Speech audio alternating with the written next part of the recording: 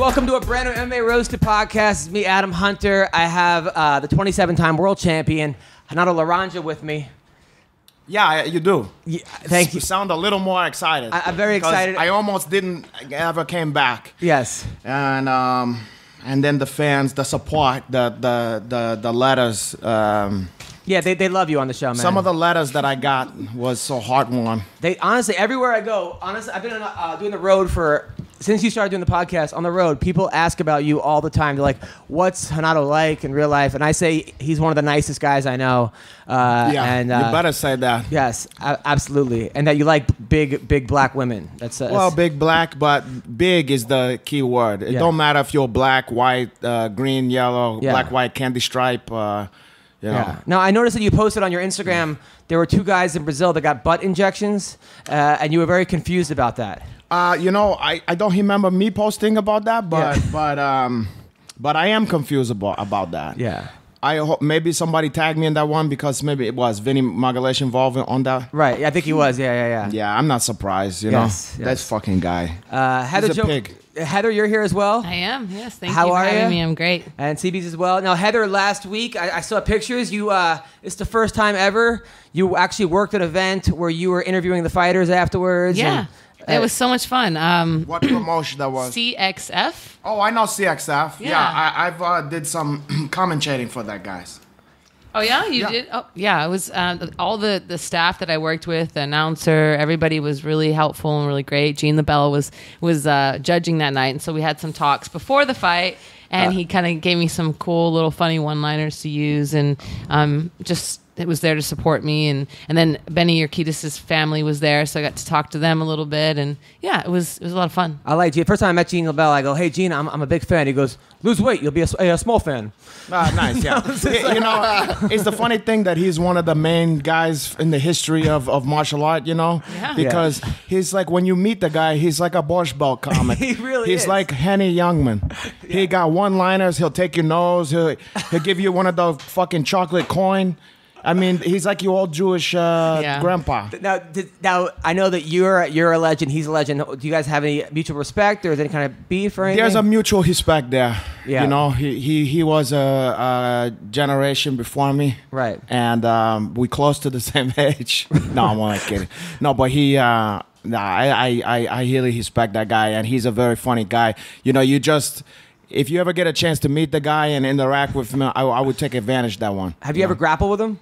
I've taken a class from him, and he used me as the practice dummy. Yeah. And he'd also have some funny tricks and some bullshit and hit you in the nuts and, you know, and smack you in the face and fuck around. But because it's your old grandpa LaBelle, you enjoy that one, and you take, you know, it's almost like if Don Hickles was to made fun of you. You say, "Hey, I remember that time Gene LaBelle slapped me to the face." Right. I just got back from Tulsa. I was in Tulsa, Oklahoma. Can we just save that for the last? Because if we start off, it's going to take all the wind out of my sails. It was at the Looney Bin Comedy Club. And they were really great shows. Unfortunately, there was a tornado. There was like kind of a tornado slash flood watch. And then so during the opener, he's on stage, and all of a sudden the whole place starts beeping. He's on stage? This guy Jason Cheney, Asian guy from Japan, and he's on stage, and all of a sudden you hear beep beep beep. He doesn't know what the fuck's like. We think we're under attack. You are under everybody attack. knew that it was like a kind of a flash flood warning. Yeah, it was one of the funniest things I've ever seen.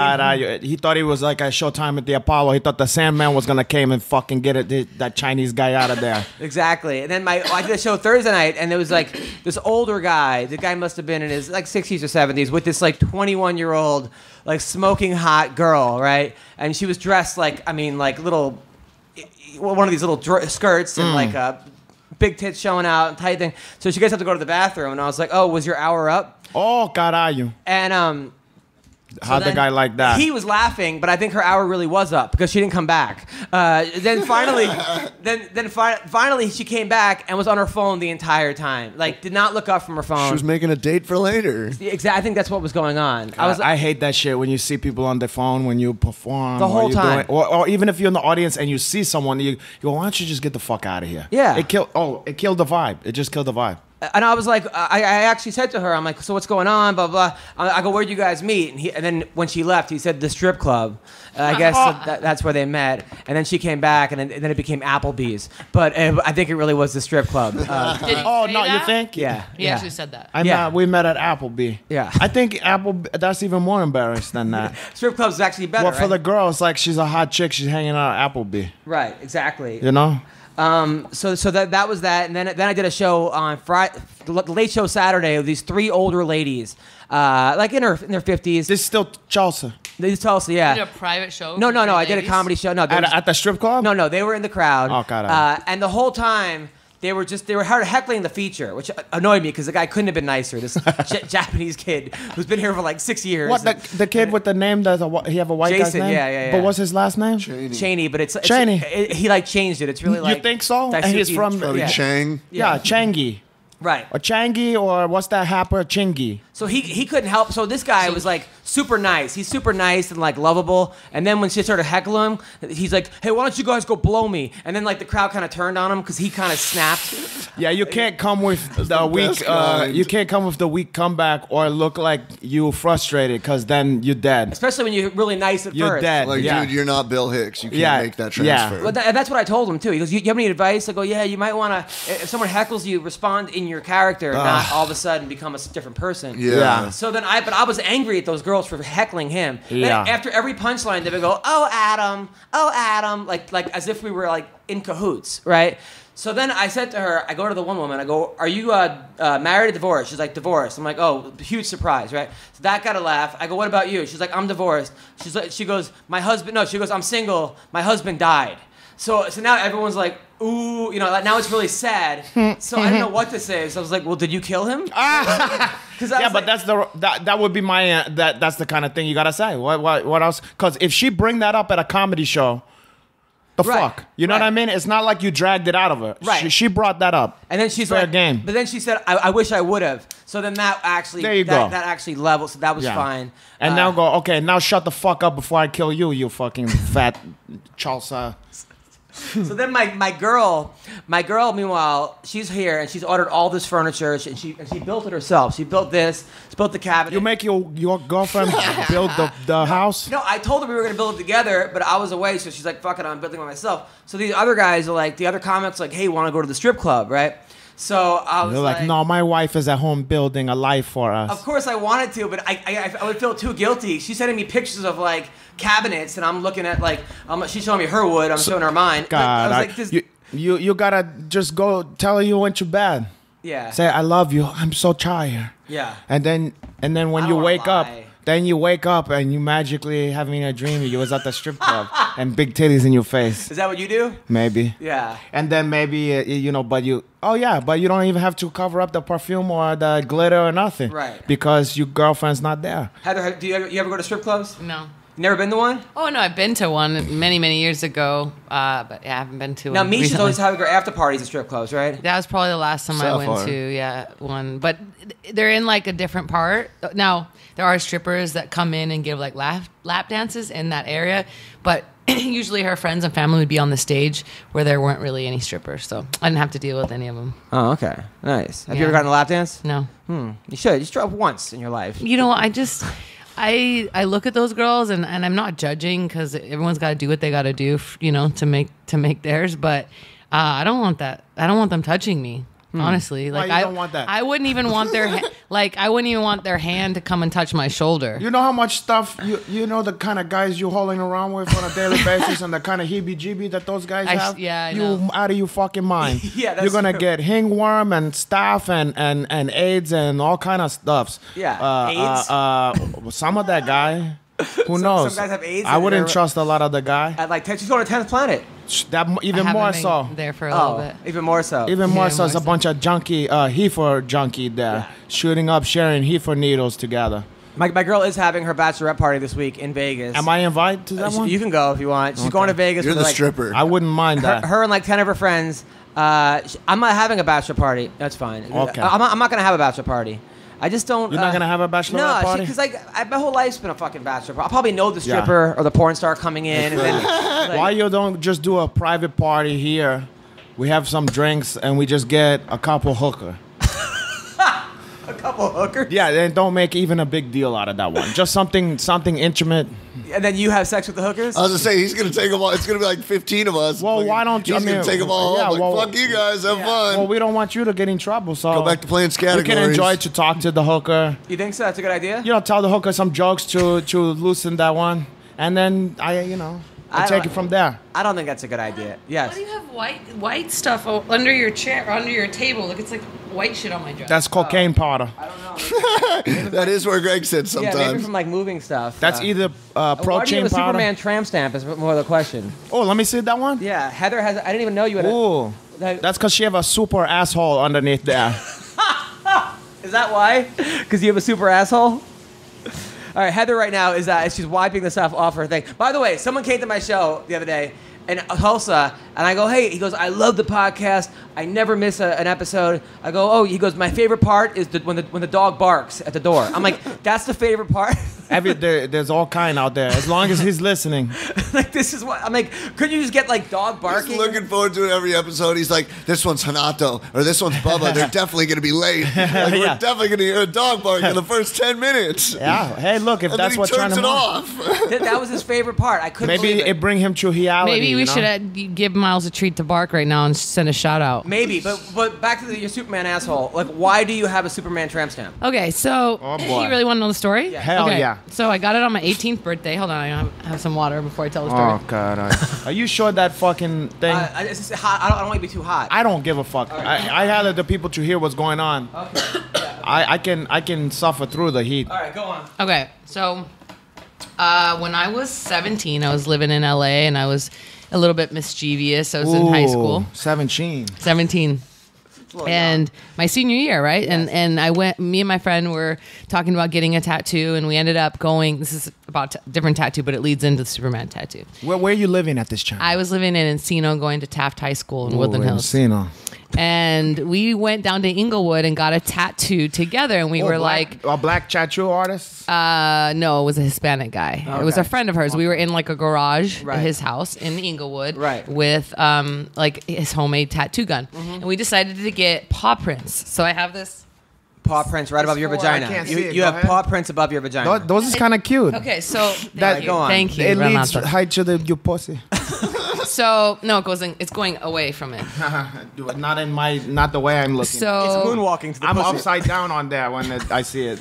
okay, so back to my story. Go on. I'm playing hockey at this time, and then in high movie school and hockey? stuff. No, like hockey, like ice hockey. Oh, you playing a sport. And I really wanted to play Division I, but I didn't get into any schools. I didn't get recruited by any So schools. the tattoo would help you? All right, go on. Go on. So I'm like applied for Santa Monica Junior College. I had all my classes registered, everything, and all of a sudden my dad gives me a call and says, "I got you into a school called St. Cloud State in Minnesota." The same dad that... You're giving a lot of And- background story on Hold this. on, this is very This is the preface, the prologue. There's a real reason, and I'm telling it. It's a fucking It's almost done. Go Okay, on. so I end up getting into the school, right? Because my Godfather's dad like trilogy was- appealed it Go and on. said this whole letter to the school to get me into this school, right? Right. Got But me this in, is and the same they're father that getting drove hold you to on. a fight. All right, go on. So he got me in this school, and they had By a yelling at them about- Division I team Yes. coming that year, Right. right? Because of Title IX or whatever. Yep. So I make the team, Yep. right? And all our gear has the exact 4 paw prints on. So if I got like sweatpants with because it's Division Yeah. I, we got a lot of gear. Had the paw prints just like my Do you tattoo. think your dad showed him a picture of your vagina and that's why that's happened?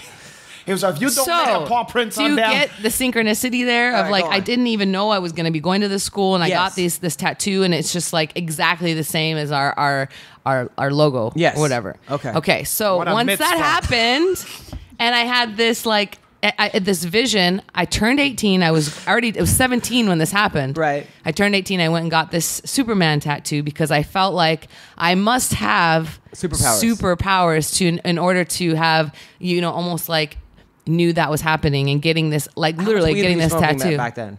Oh my gosh. Probably a lot, and also mushroom. But No, I had never here's the done question: why you didn't make it to be Superwoman or Supergirl? Yeah. It is Superwoman. No, it's not. It's Superman. It's the same logo. Actually. You want somebody to Superman you from behind? It's the same logo. It's the same actually. I'm gonna Superman, Yeah, that hoe, you ever like heard that song? Soldier Boy. Yeah. It have steel drum. That's my story. It have I steel like drum Apparently on nobody there. likes the I damn like story. your Heather, I love your Heather, story. I love your story. I love your story. If I was looking at that, now I know when I'm looking that. And when I see your cheeks and I see that Superman, I go, wow, this is even more a hitcher experience when I make love to you from behind. Yeah. Because they have some context. Have- and some, have any it guys, has like- some texture to you, asshole. Okay. And also your vagina. Have any guys behind you been like, it's a bird, it's a plane, it's my cum? No, has that ever? That's never happened. Why are you looking at Renato when you say that? Because he knows that I understand. What It's super he know what I go calm. through on a daily basis. I think it's hot. Why are you asking I him think it's a that? nice- He doesn't have a nice tattoo. Superman. I never saw it. How come you don't? Do you cover it when you fight? It's funny that you have never noticed it when I fight, because no, I don't. You don't cover it? No. All right. Well, there we go. For the hacker, Cover it. How when would she I was cover there bending over cleaning the dress, she have a nice ass. When I Yeah. did Kingdom, they know? had to cover it. Speaking of which, did you see Paige Van Zant's ad that she put? No. The Reebok Black Oh, I Blade. did see that. I did see that. So Yeah. People are very upset about this. Why? Because they said it's kind of like I don't know, maybe 900 below number? her, 900 sex. Who gives thing. a shit? Right? Who I don't give a see it like shit? that at all. I hear a lot of, you know what? I never hear this from guys, but I hear from some female, like BJJ girls and some female fighters, like when they see other girls looking sexy or putting out sexy pictures, they go, oh, that's just setting us back. I go, listen, There's class. at the and moment there's- that we at right now, there's no other female sport that men pay attention to and care about more than women's MMA, in my opinion. That's so true. Yeah. I can't think of any fucking female sport where guys go, yo, did you see that, the so-and-so fight, Karate Hottie's fighting so-and-so, Yeah. Honda House is fighting that, Of course all he that says kind of karate hottie, right? Well, I like that. Well, don't get me started on that one. Okay, No, so okay, Joe, But, no, wait, but you're right. You're right. You know what I'm saying? Heather Joe Clark. Yeah, Did you you heard can. about her? Uh-huh. Okay. Yes. And then so, if part of that situation is that the man is attracted to that women and the one women who know how to take advantage of that is taking advantage of that, I don't see a problem if it provide more opportunity for a female But, athlete. Okay? On the real though, Yeah. there's a way to do it, right? You know what? Why is there a way I to do can't. Because there's certain things that you just don't put out there that are it's class. But Okay. to me, oh, go ahead. Okay, but if there was a way to do it, right? Yeah, there is a way to do it. There I would think never Paige be- is- there would never be a Muhammad Ali. Okay, there would but- never be a Conor McGregor. There would never be this because That's true. all those people went Adam. away from the way to do things. they can be unique and still be classy. Okay, so let me tell you this. I'm going to put it to you this way. There was a time. Connor's humble in defeat, right? He's classy. Never mind. We're talking about female. Conor McGregor. I got to look already at Conor McGregor. Every time I see this guy, he got a tattoo. He has the shirt. Anyway, like you have a male, take another male-dominated stuffs like rap music, okay? Right. Sometimes you have a female rap music. Like a Nicki Minaj Where, or something? where they have like a thug out vibe, like where they're trying to be more like a guy or Yeah. whatever. And they're trying to go away from the femininity, okay? Right. Which, that's fine. That's her style. Like, and as long as she Afro has steel, or Lady of Hage. Lady- right, remember right. those older ones? Or Yeah, I yeah. remember there was a MC LA Lyte. chick named Boss or some shit like that, and she was not bad. Anyway, then you had chicks like Lil Kim, and you had Foxy Brown, who come into the thing wearing a fucking bikini and high heels and using the sexuality, but they had skills on the microphone. Right. Foxy Brown was good. Lil Kim was I don't good. think you can But compare I'm just saying- athletes to but I'm just saying- entertainers like Well, in that sense. I can You because can, that's sure. how I see it. Okay, so when I see that, I think some of the thuggy ones could go, she got to dress like a hoe to do it. Well, that's her fucking way she's doing it. Yeah. And then you want to dress like a guy and put on sunglasses, headband sunglasses, and whatever the fuck you want to have on, you do that. And you know what? There was nothing. That's your style. I watched that video. There's nothing wrong with it. I mean, compared it to like Magana or Felice. exactly. That's the or- difference I'm talking about. So you think that she's did it the right way? I think Paige is very innocent and she's cute and sexy and fun and playful. I don't see her as like dirty or no, I don't at all. Like I think that she's selling herself well for who she is, and she's like portraying, but like when you start posing in certain ways, I don't mind that either, to be honest. I think it takes all kinds. I think it takes all kinds. What about the shit that Misha Tate has done? Like what? Like posing in the very provocative pictures and stuff like that. I love that shit. It make me want to see her even more. Yeah. But all the pictures of Misha that she's posted, like, she may be in a bikini or whatever, but she's posing in a respectful way. Whose taste? It's like, to me, you know. There's a difference. You know what's more offensive to me? It's more offensive somebody shouting out somebody for being distasteful than it is the distasteful act to me. It's like, if that's what a person want to do to promote themselves, beyond hurting somebody else. Yes, they're right. What the fuck is business of somebody else? I remember as a comic. It's their right, but it's not professional. What's professional? But that's, to you, it's not professional, but that's not an absolute. It's not an absolute. What is professional? What's unprofessional? I know as a comedian sometimes, like, and this sort of relates. I would go to a college, and they would say, "Hey, you got to be clean. You got to be PG." But before the show, they would be blasting Lil Wayne, saying the most fucked up shit I've ever heard. But like, because it has a beat behind it, and I'm like, but wait a minute. Like, to me, there's just such double standards, and you either almost have to say anything goes or nothing goes. Now, I agree. Look, if all of a sudden, Paige Van Zandt put a thing out of her getting bukkakied and 12 dudes are jerking off on her, and she's saying, buy my Reebok gear, I would say, you know what, this is a little too far. But even like Magana, okay, so why is Magana posting an ass shot in Puerto Rico any different than Misha Tate being naked on Sports Illustrated? Like, the only the body issue. The only thing is Misha Tate's getting paid for it, and Magana's not. But why is that any different? Heather? Well, it's the way that she's putting it out there, I guess, so to speak. Like, what does that mean? It's the way that she, like, if she were to be like posting that and saying, "Hey, I'm all for women as an art, and it's all about like the women's figure and stuff." But why can't she be like, you know what? I have a great ass. I want to show people, and boom, look what I'm working with. I'm only gonna be this age for a certain time. I like to fuck. I like men. I like to be a sexual person. Look at this. Take this. I just feel like we have a duty so much to like to speak out to the younger generation, and I wouldn't want my daughter to act that way at any age. Sexuality. She can express her sexuality in a way that's not to celebrate her body. Social, to where and she would then be showing other women to, I don't know. I just don't. It's become this like thin line, and I understand what you're saying, Heather. Where like you have a girl, right, with her tits out and her like her hand over her vagina, and if she puts hashtag women power, people will be like, yay. No. But if she puts hashtag I like cock, she's a fucking slut. But it's the same fucking picture, and it's the eye of the beholder. Because if you look at, there is no absolute, because if you look at Muslim country and stuff like that, you look at certain country where to see a woman's neck or something like that is like, holy shit, that's a turn, that's too much. You would laugh that off and go, why? That's that's not sexual to them. I just think people have a right to do whatever they want, but it's just they should be more particular about what they're putting out there for the public to see. We still have, in your opinion, that I okay, that's fine to an extent. No, I mean, but I just feel like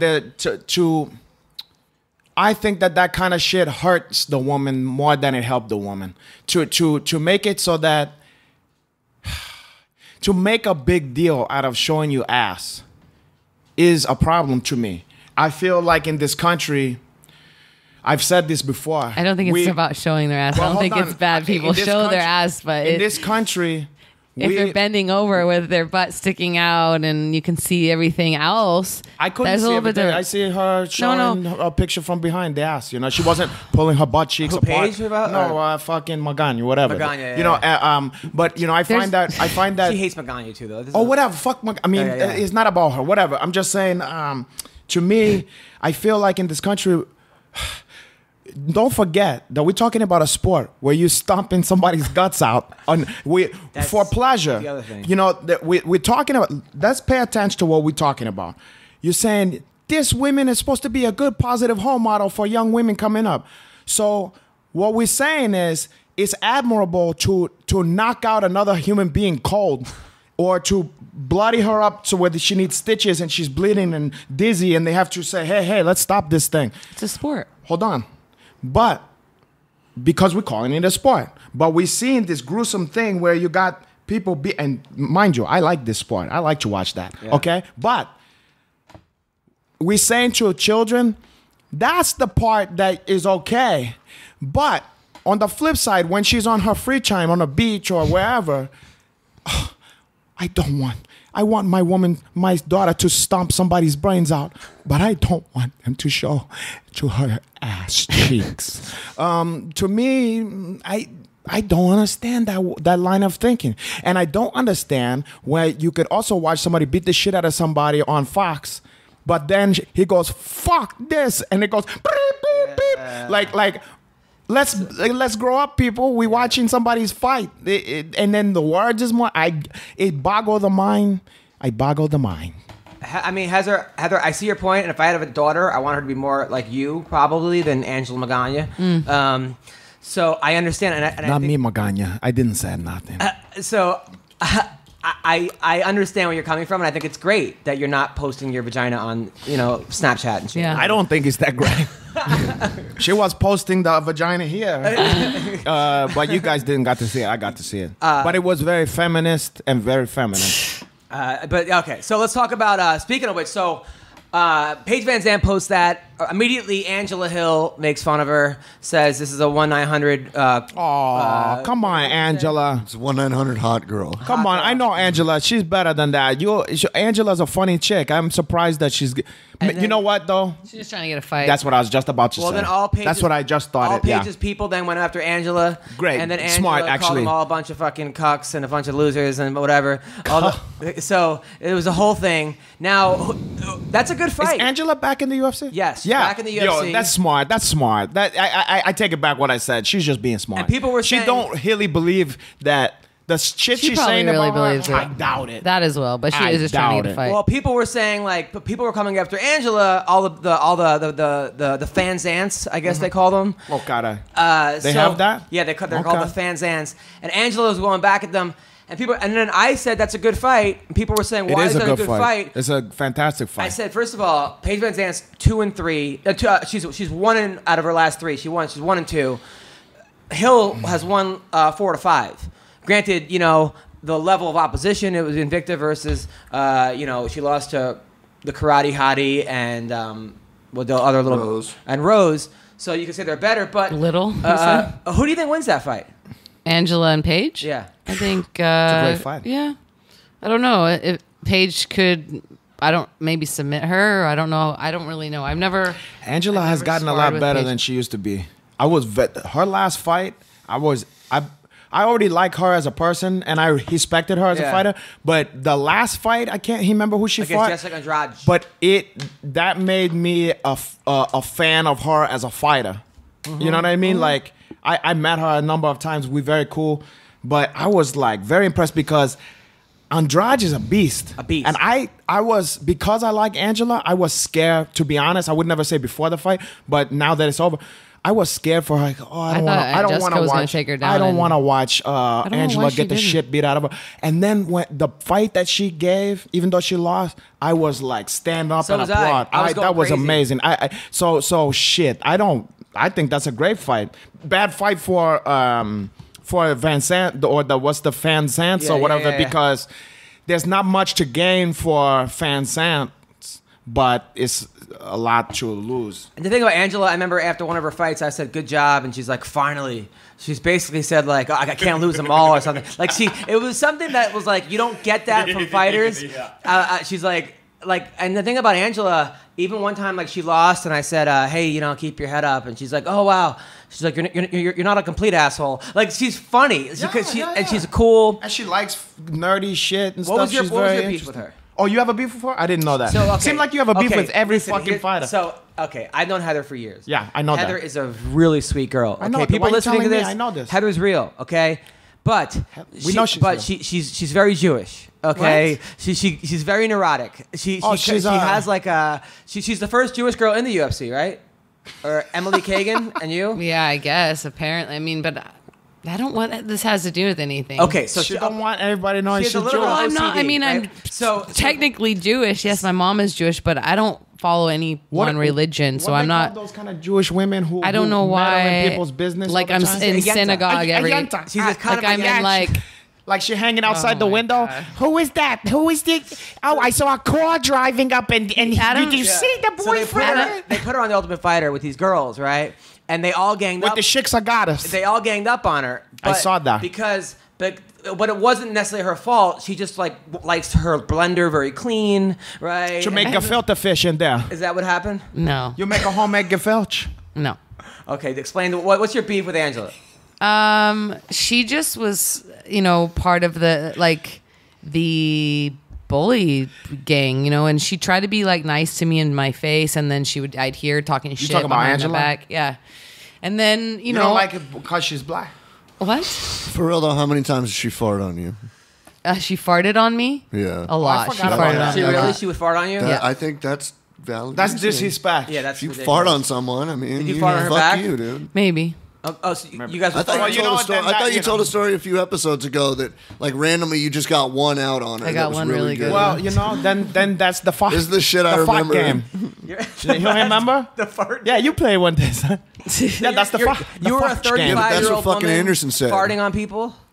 Yeah, with no one else around, though. It was just her and I. Okay. Yeah. Who won the Women fart do game? that kind of nasty shit when nobody around. Well, Angela did it in front of everybody. But I'm saying Yeah, Angela because did it she's on bald TV. as fuck. But like girls, people think girls don't do that. Girls get a nasty. That'd be funny if they fought each pig other. too, They had, like like guys. advantages, like farts. Like they have like striking, reach. Yeah. Exactly. Stinkier farts. Yeah. Fart. All right. Okay. So you and Angela. So she was kind of. So no, yeah, and then It's the I think Jewish she, thing, the gas training chamber. a alliance with Beck and Magani and stuff just built more of a hatred towards me. It seems, and I don't really pay attention to that though, Adam. Honestly, like I don't really give a shit. Like I'm Right. doing my own thing. Of course. But who do you think wins it? So you think Paige wins that fight?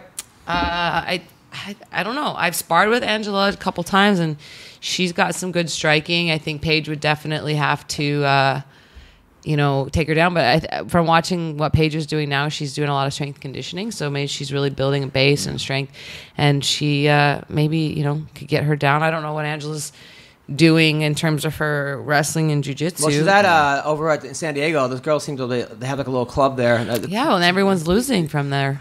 To be All honest, the guys and all the girls are losing. to be honest, they're not gonna make that fight. The UFC, they have a good thing with. I think they're gonna give Magani a Phil Davis is not losing over Paige, there. so that Phil Paige Davis can over there. definitely- Phil's not losing. Okay, so he's the only one. Dominic Cruz has lost one fight in the last 10 years. This is there. true. So I mean, it's No, not. they have good fight. Jeremy They have- Stevens isn't losing. I mean, he's sort of. He's not there. Is he? He's not there. I don't believe he's But there. I know they have. He just left for this camp, but he's still. That's a respected soon to fight be camp, aligned, though. but Like he I left hear for- yeah, people. he wasn't there this whole camp. The Invicta girls are all winning. Just Which Invicta girls? that one. Time Bomb lost. Tiffany Tiffany Time Bomb lost. What, that little lost. blonde hair girl who has like. Christine Sammy? Yeah, didn't she win? She's lost her last 2 or 3. Okay, has anybody won? Yeah, like I'm thinking like Kat What's the Zingano. name? What's the name of the camp? Alliance. Nah, Zingano that's hasn't. a good camp. What are you talking But about? there- What'd you Zingano say? hasn't won. Rowdy Well, Beg, people sometimes people Magana, fucking lose. Angela, Jessica Penne. Hey, listen. Jessica Penne's fight was close though, Angela's been winning. Angela's been Except winning for her over there. last fight. except for Andrade. Okay. All right. So, all right, what are we talking about? Also, Nate Marquardt is now fighting Vitor Belfort. I saw the picture. You know what? The picture of Belfort. Yeah. It looked like what's his name? Gary Chonin. Really? Did you see? I thought at a glance, I looked at because he have a different body type. Of course, now. he's not on TRT. What do you suggest? That they should let both of you guys. Well, now I take umbrage to that because why you suggest why he can't when he's in Brazil? Maybe his gym is near his house and it's close to there where he work out. They have a gold gym, and then he's doing more push-up, more weight It's like lift. before and after in reverse. You know those like before and after ads where you're like, take this supplement and you look like this. It's the exact opposite. Maybe he's just eat more. He have more of the home cookings there that he's used to. I think they should let both these guys take roids for this fight. They're in fucking Brazil. They may be able to get away. Is in Brazil? A little easier. Yeah, it's UFC 212. Where in Brazil? What state they in? What city? I think it's in Rio. Oh, nice. Where did you grow up in Brazil? Rio. Oh, nice. Yeah. So now, who do you think? I think Marquardt wins this fight. I do too. I think so too. I think Vitor won. When's the last time he won a fight? Who, Vitor?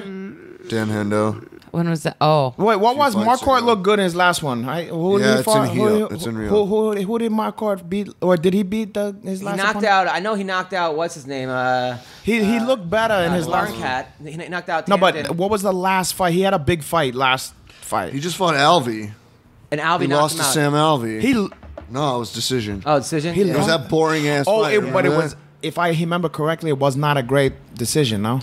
Was it a great It was fight? just. It was a really boring fight. So it was a tough But it was decision. like a bad decision. No. I feel like all Sam Alvey's fights are fucking like bad. Recently, like yeah. No, but he pulls. he is a very awkward fighting. He style. is very awkward. But I'm just saying, it's not like he have a bad decisions. He usually just knock out somebody you don't think he's gonna knock. He out. knocked out the guy that beat Rashad Evans, fucking Dan Kelly. Kelly. Oh yeah. I think the one thing with this fight that they wouldn't be a bad maneuver. Vitor's already said it's his last fight. Yeah. So he's done after this. So he's just gonna pump himself full of vitamin and there's no vegetable. reason not to, but like Marquardt, you beat Vitor in his last fight. You retired too. You've been around for way too fucking long. But let me tell you, I wouldn't. You guys is too quick to hide off Vitor. I mean, Based on porra. what? I mean, I don't know. He's not the same. Yeah, but neither is Marquardt. He's still a little bit more of a threat than Vitor really is. I'm gonna tell Vitor you said that. All right, okay. I'm gonna make sure to call. Yeah, of I course. have. I have his number to my phone. I think I do too, actually. Really? Yeah. Why you Because he invited us keep to your his filthy gym. hands off of Vitor? He invited My beach. Morgan and I to Morgan his gym. Freeman. no, her No, who? boyfriend. Her boyfriend Morgan. Oh, Nice this guy is still dating this Alaskan kid or whatever. No, the kid, the wrestler kid. He's a nice kid, super nice kid. Young. He was on the show. Why you keep calling him a kid? Because he's 18 years old. All right, how old is he? How old? You see his face? I like how she make all these things about these sluts and people inside He's that, and gonna then be meanwhile, 27 in a couple days. oh, 27. All right. He's over the He hill. looks young. Okay. He has like a paper route. Like that's how I met him. He actually delivered my paper, and that's how I met him.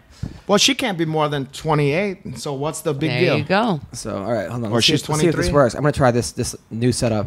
What the fuck? You have an app that Hello, look like Dan an old- Severn. I have a received phone call. Hello, Dan Severn. Yes, it is. Yeah, can you hear me? Yep, I can hear you. Not real great, but I hear you. All right, how are you, man? We got the legend Dan Severn, UFC 5 champion, the only guy to compete in the WWE and the UFC at the same time. Guy with over 100 wins, just a complete badass. How are you, man?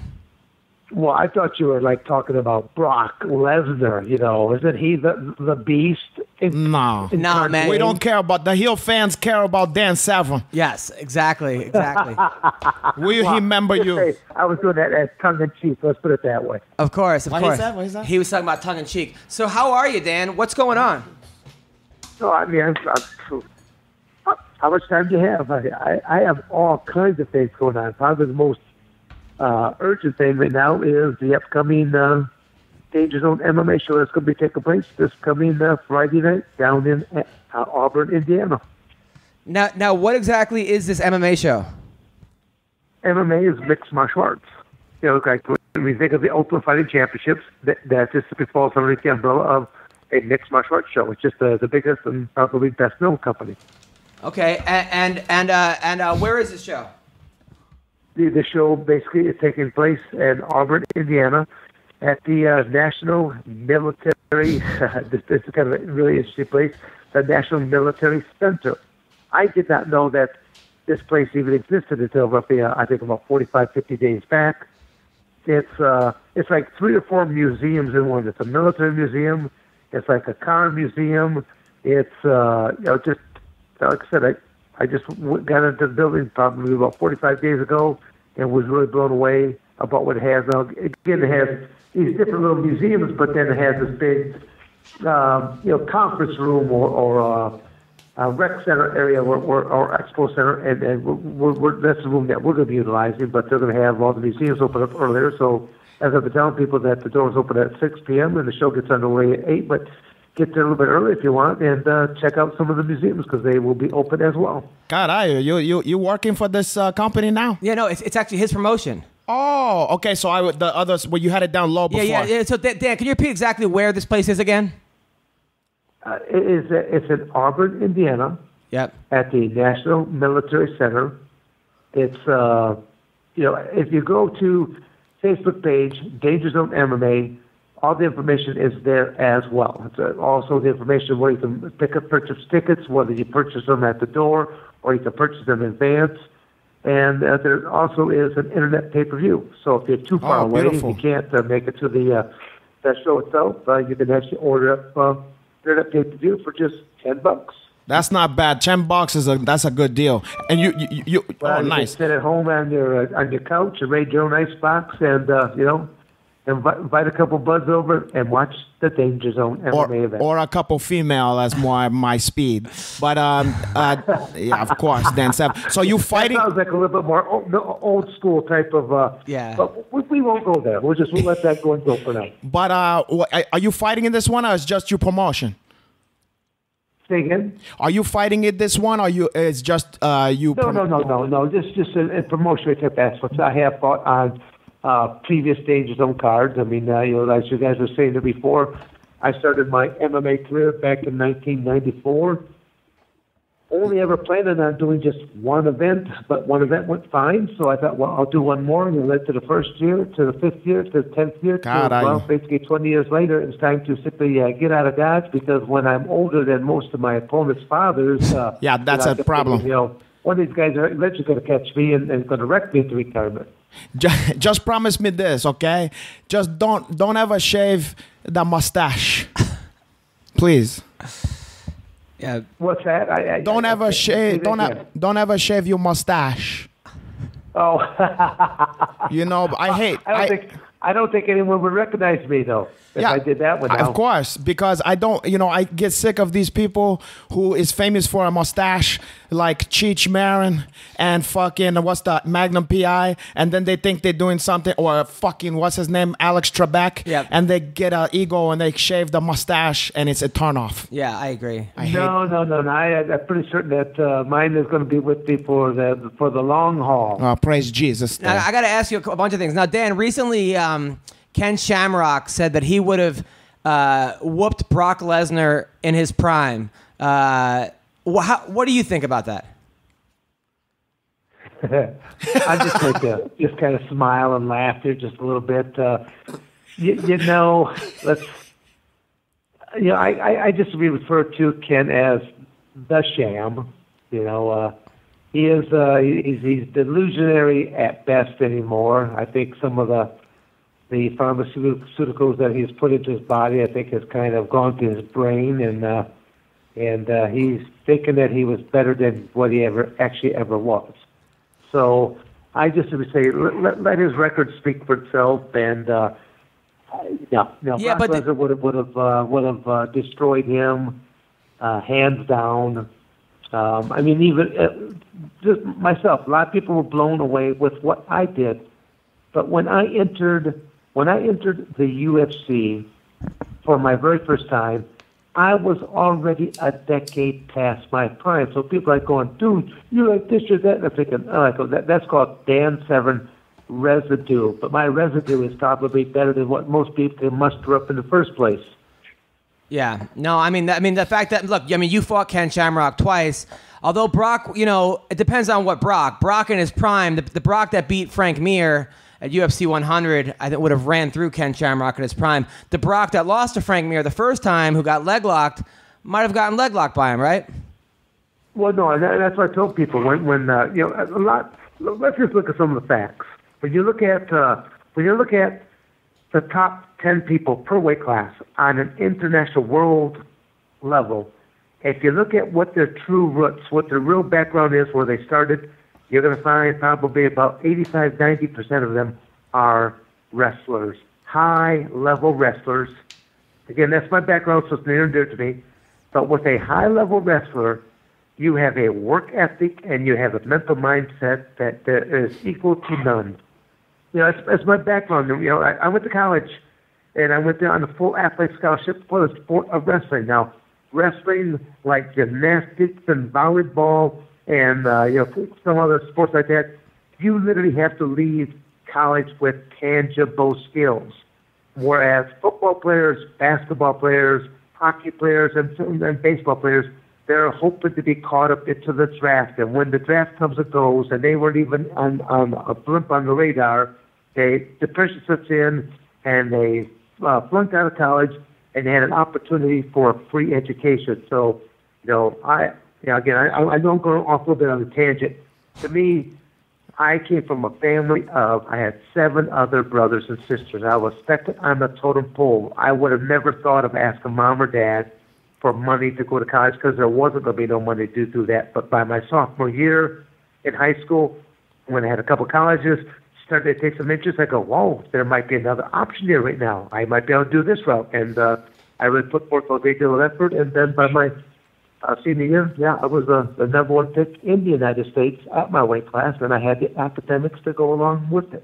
Now, you had 4 brothers. They were all All-Americans in wrestling. Yes, I'm really proud of the fact that out of a family of 8 kids, all 5 males went to college on full athletic scholarships for the sport of wrestling, and all 3 of my sisters, the females, went to college on just about full academic scholarships. So I like to tell people that I'm a jock with a brain. Of course, the running rivalry between the siblings is this. The sisters will say to the brothers, oh, is it better to have brains or bronze? And then we'd have to say, well, us Neanderthals can beat the brains out of you. You realize that, don't you? That's true. So like, touche. Yeah. Now, last year you were supposed to fight Tank Abbott. No. I'm going to stop right there. No. The original fight was Ken Shamrock the whole time. That's the only reason I bothered to even come out of retirement. I had a company that said they were going to, they had already been speaking to Ken Shamrock, and that they had him locked down, and he had already signed a letter of intent. He had already taken part of his financial proceeds. And then, lo and behold, he takes a fight 2 days before this scheduled event with in Bellator against Hoist Gracie. And I'm thinking, it was me that brought it to the attention of this Canadian company, UR Network. And they didn't even know. And because Ken was so conceited and cocky, he goes, well, he tells the company that he already signed some, well, why don't you just move your show back by 1 week? I'll fight Hoist Gracie one weekend. I'll fight Dan Severn next weekend. Does Dan Severn have a problem with that? And when the company told me that, I go, oh, no. I go, no, Dan Severn doesn't have a problem with that whatsoever. I go, but you, Mr. Company, your problem might be this. If Ken so much as gets a hangnail, it's an automatic 30-day suspension. You might want to move it back by just over 1 month. I mean, literally, I'll just simply say this. The stupidity was running rampant between a company that has never done mixed martial arts. And again, and that's why I say that their stupidity was innocent because they had never done this before. Right. And but the stupidity, or I should say really, the shameful part of Ken is what really ekes this all up. Now, so then Ken drops out, and then Tank Abbott is supposed to come in. You had already beaten Tank Abbott once. Were you excited to fight him again? No. I mean, literally, when they were searching high and low. Again, I'm dealing with a company that doesn't know anything about MMA. they were offering up several different names. One name was a guy that was already deceased. And I go, that would be a pretty easy match here right now. That would be a really easy match here for me. All I got to do is show up for that one. But I mean, again, I'm helping them out. I'm educating them, and then when I said Tank, I said, because time, it was like less than 9 days before he bails out.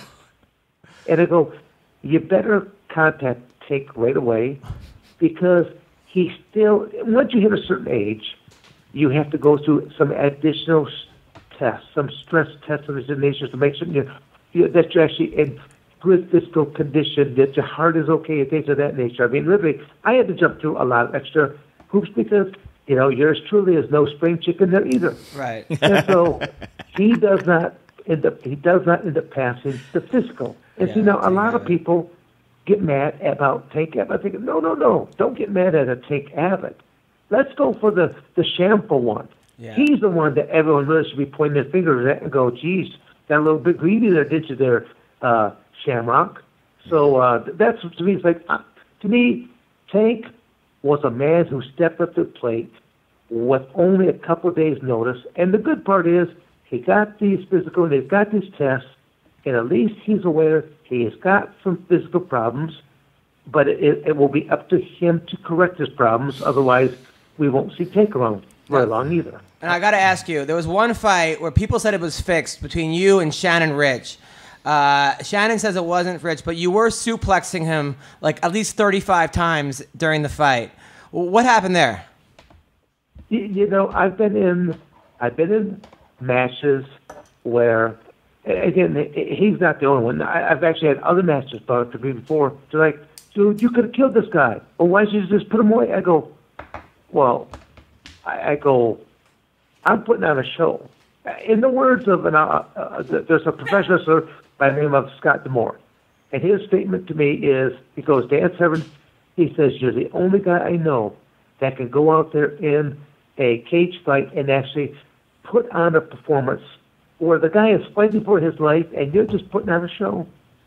I like that. He reminds me of myself. I know he's fighting for his life, but to me it's like going, I know what my skill set is. I'm not going to stand there and play the punching, kicking game because I'm going to come out on the short end of the stick. I simply always knew it. And if you look at my track record, as long as I can close that distance and I can either jam guys up against a cage wall, take them up, down, they're in my world, and I will do with them makes a lot of sense. So the light day again. So that makes sense. You were kind of playing with Shannon. I played with several people. I've actually trying to think of Travis is the last name right now. I've been accused of false matches with him, and because they're saying the entire time that he did match. So why did he throw a right at you? I'm thinking, you're asking me. I go, why don't you go ask him? Right. I'm not him.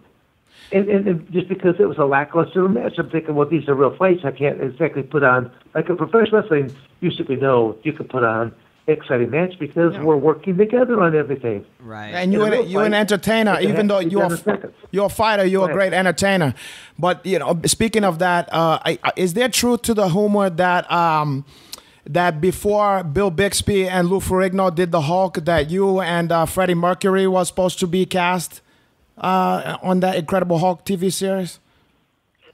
I don't know where you ever heard that one, but nope. Yeah, Freddie Mercury was supposed to be. He was supposed to be Bruce Banner, and then you were supposed to be the Hulk. No, I didn't hear that. I don't know. That rumor's been floating around somewhere. That's a great. Maybe rumor. I think that's Tank Abbott that has thrown a few of the old Freddie Mercury one-liners and slams to me there over the past career. Now, Dan, in your fight against Hoist Gracie, you were beating him up. You basically said you could have finished him, but you looked over, you saw Hoist's dad, and Hoist's dad was going to let you murder his son. So at that point, you said, you know what, this is not that important, and you kind of let Hoist beat you. Is that how it kind of went down? Well, you're getting right to kind of the blunt nature of it. There's only one person that knows really what went down in that match, and that's me. But you got to get. It's hard to explain it in just a couple words, but the reality is I come from an amateur wrestling world that has a lot of rules and regulations. And all of a sudden, I'm called in. I mean, I fill my application to be in this, and they finally give me the nod that I'm in, but only because I'm a last-minute replacement. I only trained 5 days, an hour and a half a day. Now, again, you got to go back in time. If you go to any kind of community nowadays, you go to any community, I don't care how big or how small, and you will find a mixed martial arts gym somewhere with a cage or at least a section of fence that you can practice, cage wall tactics, things of that nature. But back in this time era of 1994, there was only one cage, and it was owned by the UFC. So I drove basically just over 2 hours to Lima, Ohio from KYRIE, Michigan, to train at Body Slammer's professional wrestling gym with Al Snow and 2 other professional wrestling proteges. They had one old pair of boxing gloves between the 3 of them, and they were basically, as one guy got tired, they swap out the gloves, and they were trying to punch, kick, and do whatever types of crude submissions that they knew what to do. Wow. I just basically kept staying out of range or closed the distance, took them down or threw them down with amateur wrestling type of techniques, slapped on amateur wrestling moves, turned the amateur wrestling moves illegal because it's good to go now, and I made them scream and squawk. My training camp for my illustrious 5 days, an hour and a half a day, I did not throw a single punch. I did not learn a single legitimate punch. I did not learn a single legitimate submission. When I even showed up to UFC number 4, I was filling out the paperwork, because you had to fill out all this paperwork there as you get there, I was being asked the question, so what is your martial art? I'd never been asked that question before, and I simply looked at the person and said, well, I'm an American wrestler. And they had never heard an answer like that before. And he looked right back at me and said, well, what is that going to do for you? And I simply said, I don't know. I'm making this up as I go. Why don't you just watch? That's awesome. That's ballsy, my brother. That's awesome. What is? I mean, literally throughout my career, the internet was not as prevalent as it is now, where you can actually look up anybody and look up their stats and actually see footage on YouTube or whatever have you. Now you can go to, they've got all these different websites that have all their stats and figure how often they win matches by knockouts, how many times that they win by submissions, things of that nature. But during the course of my career, I would be standing in the ring as they're reading off certain credentials, and I'm figuring out right then and there on the spot, okay, I've got to watch out for some hands, okay, now I've got to watch out for some knees and feet and some elbows, and literally, that's how quick I had to make my adjustments. Wow. So when you think of a guy who starts a cage fighting career just before turning 37 years of age, you don't start it, you retire from it. And then go 20 years beyond that fact, and I'm lifetime chemical free. I don't think Hoist or Ken can say that now, can they? No, absolutely not. They have both. They both tested positive. Ken's tested positive on a few different things, on a couple of different times. Yeah. No, absolutely. Now, CB has a question for you about your WWE wrestling experience, right? You told me before? Dan, so I had heard for a few years now that there was one point where WWE wasn't really treating you too well in the back, and they wanted you to go out and job pretty quickly in the Royal Rumble, and you said, unless you meet my demands, I'm going to toss everybody out and fuck up your storyline. Well, no. I mean, not quite like that. I'll tell you verbatim what was going down. Is we were at creative differences, meaning that the cycle of a professional wrestler. Let's face it, you're either going to start off as a face or as a heel, and somewhere down the road you go back to being the other character. Well, basically, I was always kind of looked upon as basically a face, but just kind of a no-nonsense face, and I cut those types of promos, and I just kind of went down there, just took care of business, and left. So now the creative team is pitching me this idea of, we're going to take it to the dark side. We're going to put 666 across your forehead, mark of the beast. We're going to make you an Undertaker disciple. And I'm like going, as they're starting to pitch this to me, I put my hands like a T for like a timeout. I blow the old whistle. I'm like, hey, guys, not going to happen. I live in small town USA. I'm not going to have any repercussions to my family, to my businesses, nor to myself. And then, I got one of the creative guys says, well, Dan, we could start using you badly. And I go, what do you mean by that? Well, we could start having you lose. I go, you could ask me to lose now, couldn't you? Where does it say in my contract I have to lose to anybody? Wow. And so, and this was just before the Royal Rumble is coming up, and in my mindset, I'm thinking to myself, I could really screw their world up, because you simply know that the Royal Rumble every 2 minutes a new guy is going out. You already know what your number is that you go out there by, and you already know at what point are you getting tossed out of the ring. Because I hope I'm not bursting anyone's bubbles when I say that professional wrestling is not quite what it seems. There's a predetermined outcome. So I hopefully none of the listeners there are going to go home and cry on their John Cena pillow or doll or something like that. But it's a show. It's great. Now I don't take nothing away from it, because I travel with 4 of the most recognizable belts in the world. I've got 3 from the UFC, and I've got the NWA belt, and they're very near and dear to my heart. And people see the 3 UFC belts, they recognize that, they know what that is. They see the NWA belt, and they're like, "Oh, what is that?" I go, "National Wrestling Alliance. It's a professional wrestling belt." I go, "Just like what you see on television, like the WWE and that." And then they always say, "You mean the fake stuff?" I go, "Whoa, whoa, whoa." I go, "No professional wrestler likes to hear the fake stuff." I said, because, and again, I always say, why is it? Okay, obviously you recognize these 3 belts back here from the Ultimate Fighting Championship. And they're like, "Oh yeah, I love it. It's a real deal." I go, "Yeah." I go, "Why is it then I have been hurt far worse in my professional wrestling career than I have in all of my cage fights You're combined?" You're going to get by chairs. And they look at me. And no, but that is true. Yeah. And they look at me and they'll be dazzled. Yeah. So, I just tell them, I said, so I say, to me, professional wrestlers are some of the most incredible athletes, doing some of the most incredible athletic maneuvers without the aid of a safety net. Right. You just feel, windows of time. So again, I protect the business in that aspect. But to me, getting back to that story, Royal Rumble's coming up. You know what number you're going to go out there to the ring by, and you know what number person you're going to exit the ring by. So in my mind, I'm thinking, I wonder if I approach WCW, Eric Bischoff, and them, and to say, "Hey, fellas, what's it worth to you guys when it's time for me to exit the ring? I turn fantasy into reality. It's a live show. It's pay-per-view. You got a sold-out stadium.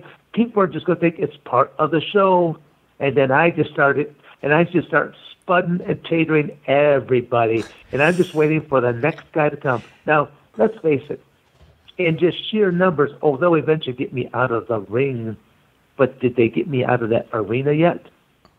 Something tells me for one night's work, I could have cut a pretty good payday. But to me, it is one of the things I really don't understand about the professional wrestling business. You're not supposed to bite the hand that feeds you. Yeah. It's true. That would have been hilarious if he just beat up 30 guys in a row. And eventually they just stopped counting. Like they all come out at once. And it's just Dan Severn just... Well, look, you guys, let me ask you this. I'm going to go off onto a different tangent, but if I was professional, I want to bring a point here right now. Yeah.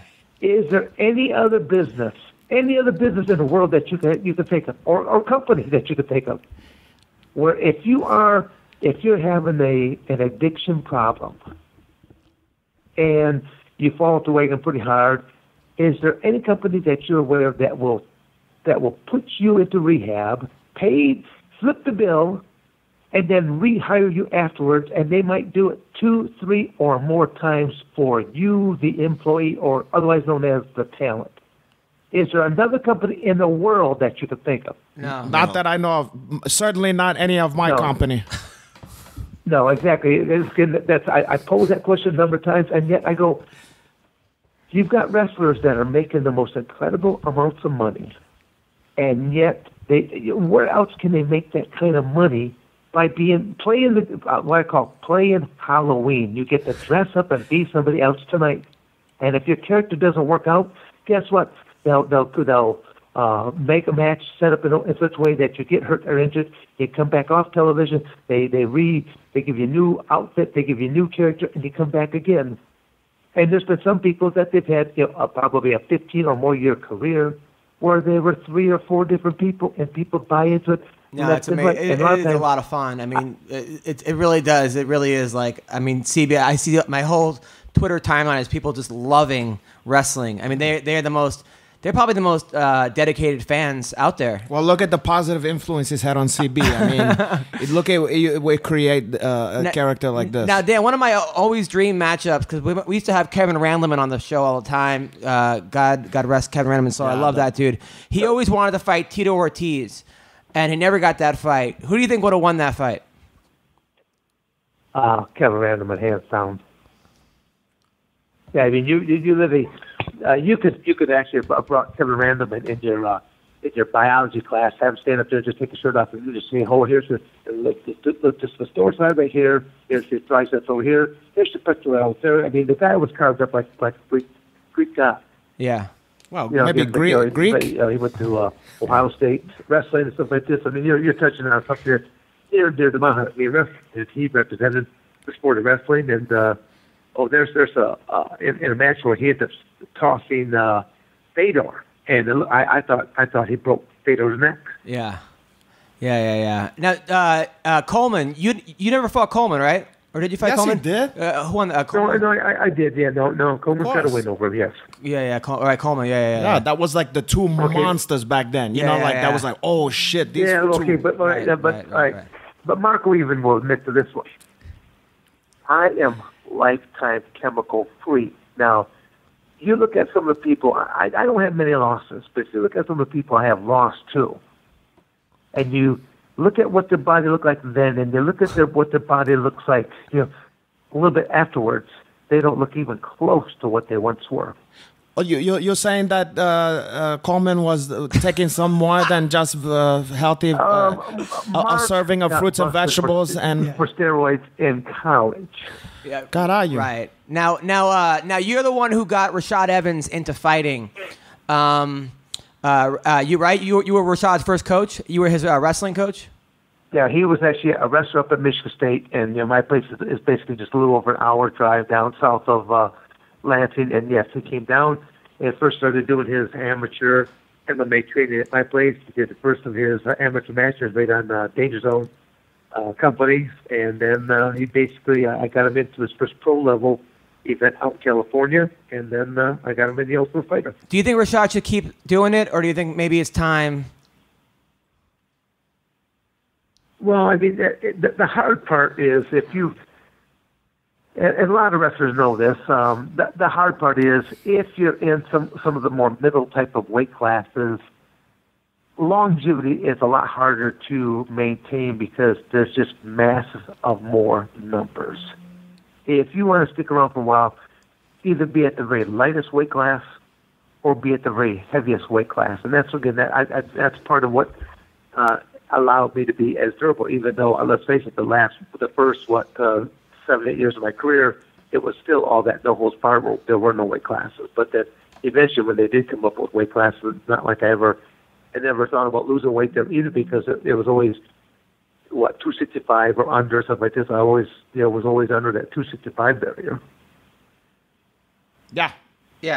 So you're thinking, like that's the thing. If like Rashad Evans has been in so many wars, such a great fighter, obviously was the UFC champion, but at this point, if he's not cracking the top 15, top 10, like what's the point of keep doing it? But then a guy like you, I mean, you fought till you were 87, so right?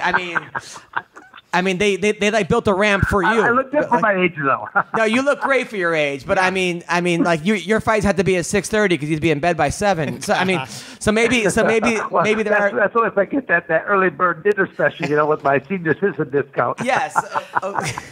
So I mean, at a certain point, right? We have to. I mean, but a guy like you, you keep going, but not everyone can have 140 fights like you. I mean, you literally had you had 101 wins, 19 losses, and 7 draws. You're going to realize that sure dog of full contact fire did not exist until 2, 3, 4 years after the fact. That's the closest that they can accumulate my matches. But I've got probably another 10, 15 matches. I'd say probably minimal of another 10 or 15 matches that they could throw on there. Tell me about it. When the old bar broke, businessmen were coming up to me, giving me business cards, saying, "Give me a call."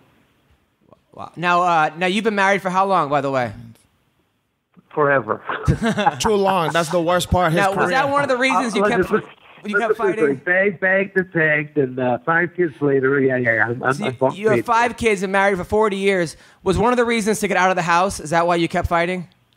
Well, some men go through this midlife crisis and they need a sports car. I just thought, well, with 5 kids, a mortgage, and a whole 9 yards, I think I want to climb into a cage and fight another man. That's easier than dealing with that whole other shit. I know what you mean.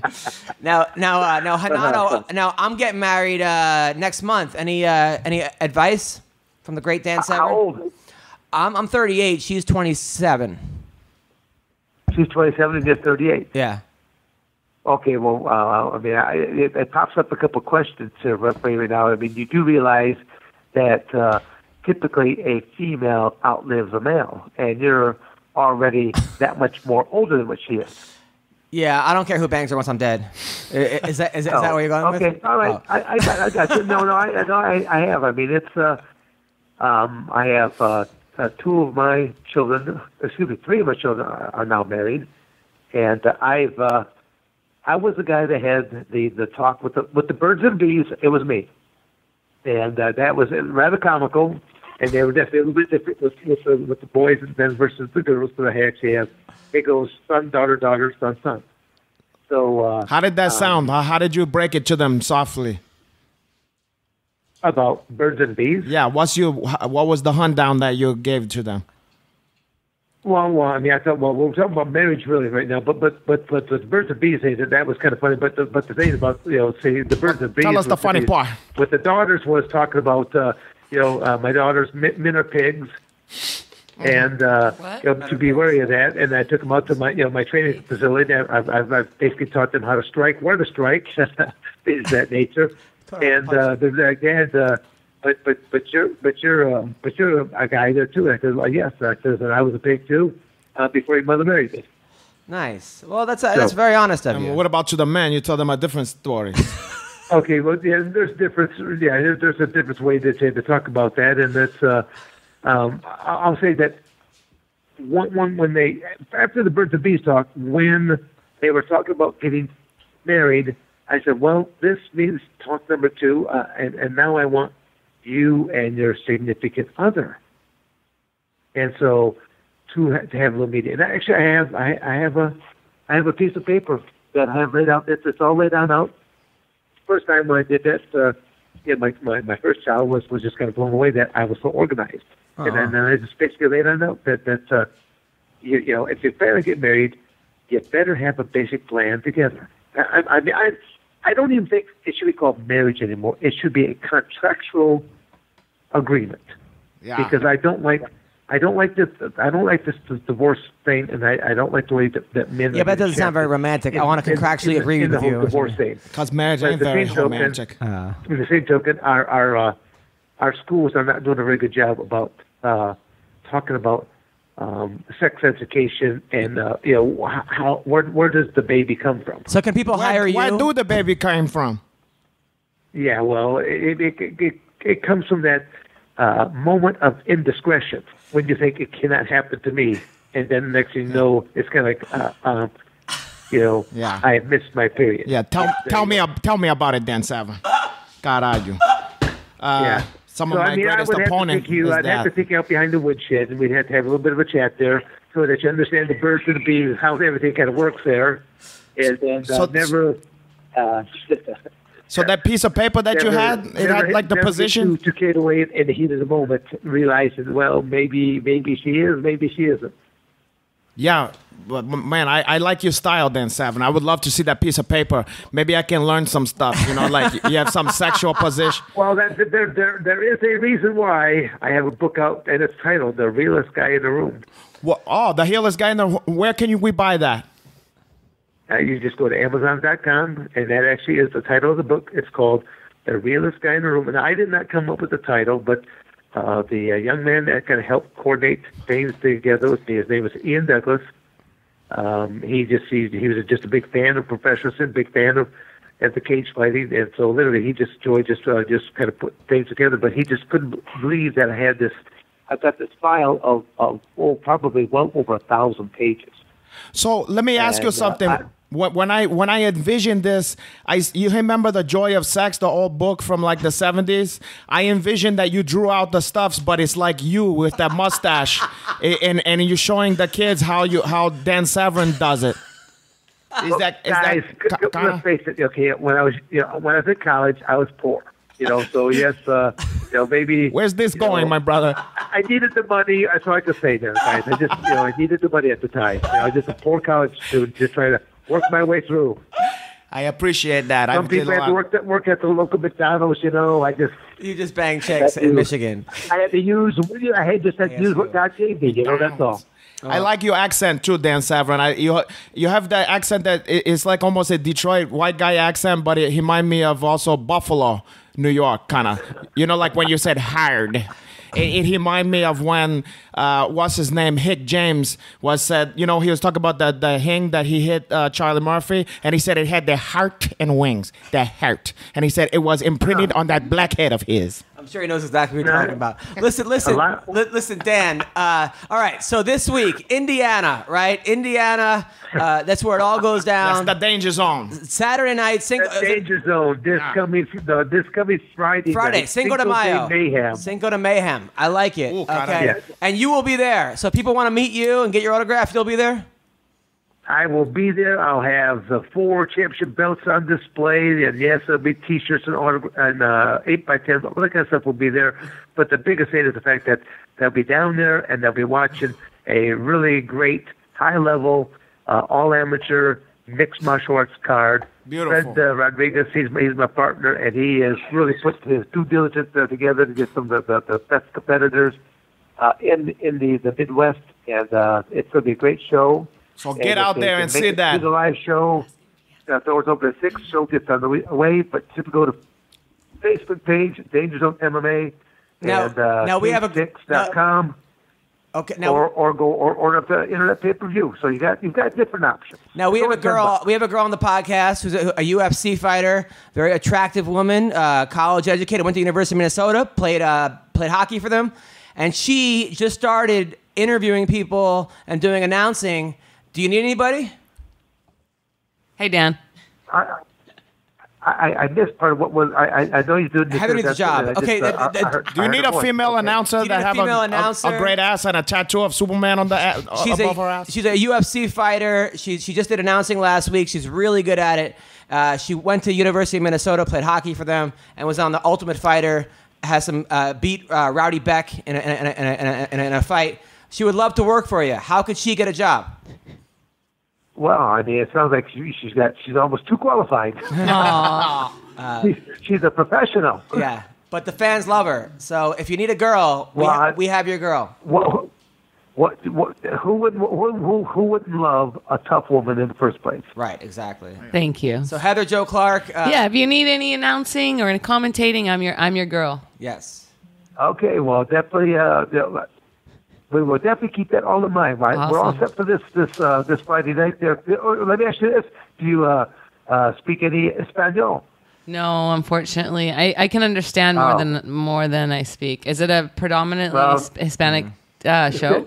Well, just say more again for the novelty of the fact that it is Cinco de Mayo, and we just train off of that. Gotcha. Plus, show. I did live out in Arizona for a decade, and the team at that point in time was probably 50% Hispanic. Yeah. And, so I knew a whole lot more Spanish at the time because I used it on a regular basis. But after coming back to Michigan. No, it just faded away. I don't blame you. And plus, those amateur fighting shows always about 95% Mexican anyway. So if you've been there, porra caralho. Well, thank you, Dan. You are a legend. It was an honor having you on the podcast. Well, hopefully you guys at least find out a few more new things about me each time you come on there. Every time. I don't have that cook either. Absolutely. We love you, Dan Severn. I might have my own cooking show one day. You never know. I would love that. That'd be great. Thanks, brother. And I'll say that like this. Can you smell what the beast is cooking? There you go. That makes a couple worlds there. Your professional world, your MMA world, all at once. That's great, guys. I love it. If your fans want to learn any more about this wacky guy known as the beast, they can simply go to my website page at dansevern.com. All the social medias are there, and like I said, get a chance. Order up the internet pay-per-view or go to the show live. Just go to Facebook page, Ages of MMA. How can people watch the fight? No, I'm kidding. Okay, bye. Get off the phone, Dan Severn. You're killing us, porra caralho. That was the legend, Dan Severn. What a likable guy. What the fuck was that last part? Was that like a rock tribute right there? I'm going to have to go back into the videotape for that one because some of that was lost on me, but whatever it is, I like it. Dwayne Johnson just retired again. If you would have told me, though, when I was watching the UFC, him versus Royce Gracie, that like one day I'd have him on my podcast. Yeah. I mean, how cool is and that? him being that cool because back in the day, he looked like a maniac, like a sadistic. You know what I'm saying? He didn't have like that friendly vibe right there. He was quiet and mean. You know what I'm saying? When I met Royce Gracie, I was in an elevator with him at the award show, and I'm like, man, I think you were probably the first time I watched mixed martial arts. I'm like, I did not think you were going to beat Dan Severn. That's what and he goes, nobody else did either. But he was like super nice about it. But I mean, like when you saw the size of Dan Severn. Oh my God, him and Coleman was a scary sight. Like the two of them, I thought, how the fuck anybody gonna beat that guy? That's cool that he's like, has got 5 kids and he's a married He got a guy. good sense of humor. You can see that. I like that guy. He relabeled a brand name The Sham. Yeah, I like that. Like that, Ken Shamrock has a new fucking brand now, and it's called The Sham. Well, I called Frank Shamrock, you know. but you know, what was I gonna say? He reminded me of like talking on the phone to my dad. Like, you can't get this guy off the phone for nothing. You go, hey, Pop, I gotta get the fuck out of here. And then he said, oh, one more stuff. Yeah. The same shit I've been telling you for the past half hour. And then I go, okay, I get you. Is that it? I got it. Oh, but one more stuff. I would love to have seen him though beat up the entire Royal Rumble. Yeah, like, that would have his life. He answered that. Like, honestly, yeah. You thought because a lot of guys may not. They may not. Even now, the guy hasn't. Most guys don't answer half the questions we ask that guy. They won't answer none of that shit. Yeah, except for the one where it was maybe a job, a work or whatever. Yeah. He was quick to say, hey, listen, I was playing with the guy, and only the beast know that one. But this guy, and what about turning down the opportunity to be like an underling of the fucking Undertaker, to be like part of the to Ministry be of anybody else in the, like when he said that, you was like, oh, and then to him he's like, I wasn't gonna do that to my friends and family. It was gonna be too hard on them. Yeah, he can't because he couldn't take that gimmick change. But that's I'm just saying, like, to give him the how opportunity genius to be the beast, the number of the beast. Oh God, the ministry with Dan Severn. What could have been? And then they got Viscera. Is that what happened? What's Viscera? Viscera was this gigantic, like 500-pound black dude. Yeah, that's when I already checked out. You got to talk to me about the 80s. How do you walk up to Vince McMahon and you're like, you know what? I could really fuck up your night. And I could fuck up the next, like, it's live TV. What the fuck are you going to do about it? But the thing is also, like, what other people saying that, you're like, yeah, okay, whatever. Like, if Brutus Beefcake would have said that, it would have been like, Beefcake could be down in fucking 3 seconds. But Severn, like, you're like... He'll be down the ramp, in the ring, grab each one of them by, like, the scruff of their neck, and just fucking... Yeah. Who's going to fuck with him? And who's going to run in after it, seeing what happened, just the guy before him? Yeah. No, like number 22. Now, granted, there was some tough guys. Hasn't come in yet, and they're like, I'm not going in. I'm supposed to win tonight. I'm getting the main event at WrestleMania, and this dickhead over here is tossing everybody over. I'm not fucking going. But granted, there's a lot of guys in the WWF at that time that was not pushovers. You know, like there's guys like... You ever seen the documentary about... I get that, but you ever seen the documentary about like Bret Hart? Yeah. And you hear about how his father treated him, like lock him in the dungeon and beat the shit out of him. But I'm just saying, it's not like these guys is pussy actors that you're not. I'm just saying. I'm not betting against Dan Severn. I'm just saying don't let's not make it like these guys is just like like. But they still probably like. But it's funny if he was number like 13 and he just beats up number like whatever. Yeah. Then like the Rumble's over. Yeah, yeah. Like, it would have been exciting. Look, I would have loved to see that. Like he comes out at number 7, clears the ring.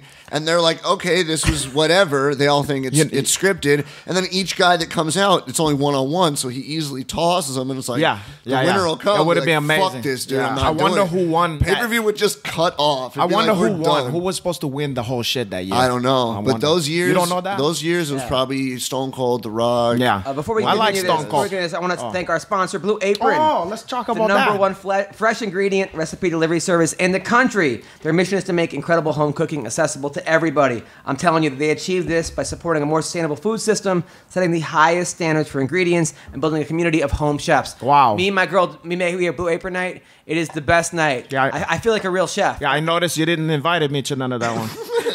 They've established a partnership with over 150 local farms, fisheries, and ranchers across the U.S. I'm telling you, cooking together builds strong family bonds. Research shows that Blue Apron families cook nearly 3 times more often. Those spend a lot of. I was spending so much money at restaurants, and now I'm not because you can get these meals for under $10 per person. Wow. For a delicious meal. You got to check it out. It's affordable. Okay, they got great variety. What kind of dishes do they even have? It's amazing. Like sometimes they have, like I remember we had a salmon picado with orzo and broccoli. Wow. Pork chops and miso butter with bok choy and marinated apple. Spicy shrimp coconut with cabbage and rice. I mean, just so you mean you always do the same? You always make the same meal that no, it's a different because meal you love every the single meal. time. Okay. A different meal every single time. Every week, different meal. Miso butter. Check them out at go to blueapron.com/MMA roast. You'll love how good it feels, how good it tastes. Be able to create incredible home cooked meals with Blue Apron.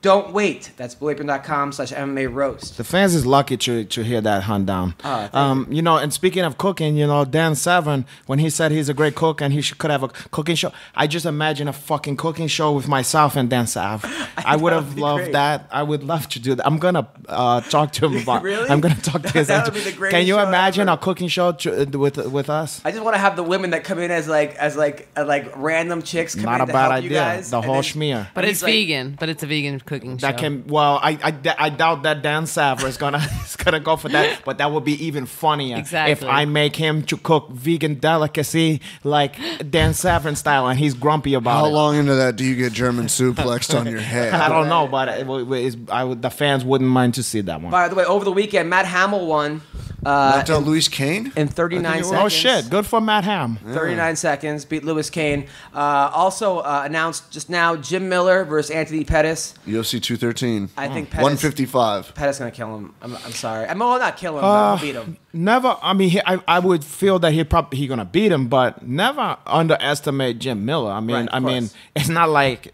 that's not a guy that you just go dust him Right, off. Like, yeah, like right. that. That's not a fun fight for anybody. I mean, he's a tough. The only guy that I've ever seen really run through Jim Miller, Nate Diaz. But Cowboy. And Cowboy. and then you start probably- naming yeah. everyone. No, but A bunch of other guys. let's too. just put it to you this way. Yeah. He's a guy that even if you fight, you know how there's certain guy in the street or whatever, it's like you might know that you're gonna beat that guy, but you can see in his eyes it's like, God damn, this ain't gonna be. This is gonna be. He's gonna do something. Jim Miller's My never face out of is the gonna fight. end up getting scratched, Yeah. or something's gonna happen. I'm not gonna. Yeah. I'm gonna get my hands You're gonna dirty be- on this one. You're gonna be in a fight. Yeah, You can never count out Jim Miller. Yeah, He's so he's always a gamer, and I like that guy. I never forget him sharing his home brew with me and Miller Lite? his powerful. Or it was nothing light about that one. Oh, really? It was delicious, but it was very heavy, and it gets you drunk too quick. Which was why me and Chris Weidman, he provided that to me and him, and then we got into a fisticuffs after Right, I that. saw that one. Yeah, but anyway, let's not bring up this sore subject. Now, Heather, where have you been training? Well, I actually, I'm at Higheston with Benny the Jet. And then I went to King's MMA in West Now, Hollywood last night. is that Gokor's gym, by the way? Yeah. Those, Go I Corn. went there. It's like Fight Club over there. No. It's not. People say that shit. I like those guys. I never ever. I was always. People said, no, they're gonna cripple you if you go there with the leg lock. Those guys is experts at that shit. I went there. It was an hour and a half of live rolling and 5 minutes of because they had some kind of tournament coming up. This was my first class. They're Yeah. like, hey, tournament this Saturday. And then I go with this guy who just like beat the shit out of me, and Yeah. then he goes, what belt are you? I'm like, I'm not a belt, I just wrestled. He goes, oh, I'm a white belt. I almost quit. It was Karen. Karen. Yeah, Karen. That And he's What about not you white calling him belt. Karen? No, what's his No, name? of course he was fucking Karen with you. Dar- Karen, yeah. Karen is one of the Nice guy though. He's a great nice guy, but one of the most talented fighters. You know, he just it just depends on what you know. He has a which fight one, coming up. So which him one and show up. Him, myself, and another guy, Craig, are meeting at the park at OL Park on Fridays and training together with Sensei Benny the Jet. Nice. Karen's a beast. So you went to Kings. How did that go? It was really fun. We did like just a lot of drills. Rafael Cordero was Yeah, there. Rafael was I love teaching. that's my. I went there to talk to him about the guard lab stuff, Right. of course. The what? Guard lab, the mouth guards. Oh, Guard Lab, the one that I never Yeah, got my 3D hand. mouth The guards. one You that never got sent me yours? one. Nobody ever told me. Nobody ever. Didn't you did. get scanned? Never. Oh, well, we got to get you You scanned. got to have the Hanato guard. That'll sell really well. Yeah, we For need to real. get you Yeah, scanned. but I gotta get some money first. Yes. Okay. So what happened with? So we had to do like we had to do like combinations or whatever, and he was like having me kind of show everybody. I was a little nerve did wracking that? just because I'm a lot of shape, and it was like But were they pros? You showing pros? No. It was amateurs. I think most of the people in that class, the guy I was working with, I think was pro fighter. But you've been doing it for what 10 years? I mean, Yeah, They yeah. allowed Right. you to show that stuff to men. Yes. Oh, not just okay. I guess it's a different. It was fun. Yeah, it was really different fun. It was a good class. I got a great workout. I liked the combos, and he's a great How are the guy. females at that gym? I was at the West Hollywood one, so It just started. It's just yeah. they just The built it. brand new Yeah, one. they just Yeah. built it. That one is like walking distance from my house. Like I could It's really pull out nice. of bed and Are go you there. gonna go? I'm gonna go because Rafael extended the invitation to me. Right. Yeah, we'll go next time together. Yeah, I'm down. Huh? It's fun. Yeah. I keep forgetting it's even there, and then I walk by it, like walking my dog. I go, oh my god, what the I shouldn't tell people where I live because it's gonna be flooded with females. So Tyron Woodley yesterday. They're saying that him versus the people are saying that possibly GSP versus Bisping is going to be in New York.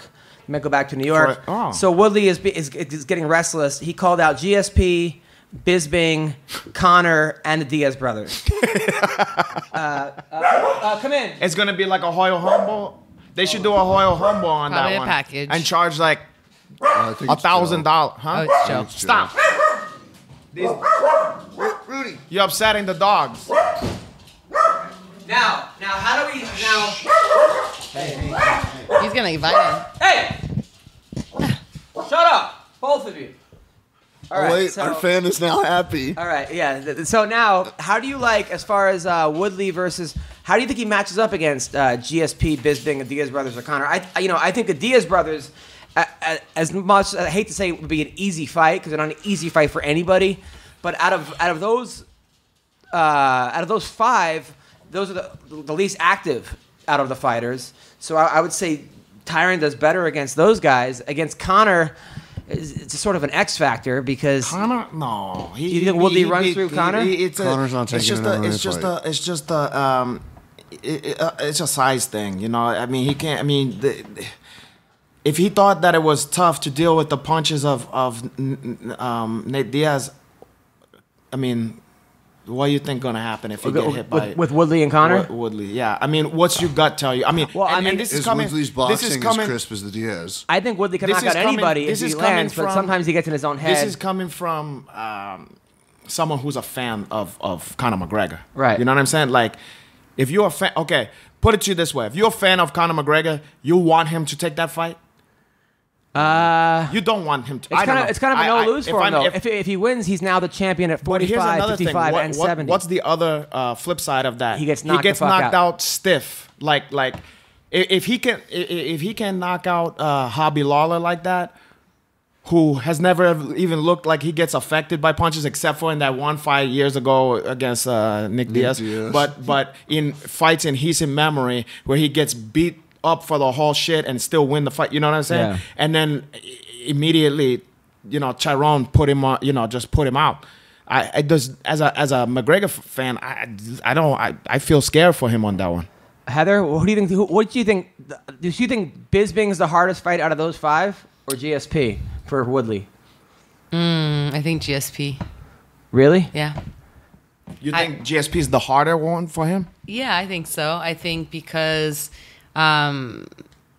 you don't know what to expect from GSP at this point. You don't know what he's really been focusing on the last how many years? 3 years. 3 years. You don't know. I mean, it's just more of a like, oh, you know, you don't know. And he was really good at everything. Yeah. So I just think that's But I mean, and something mentally for Tyrone as well to think like. I think that's the toughest fight. For some reason, I feel like the toughest ones, the toughest two out of those is Bisping or Nick Diaz.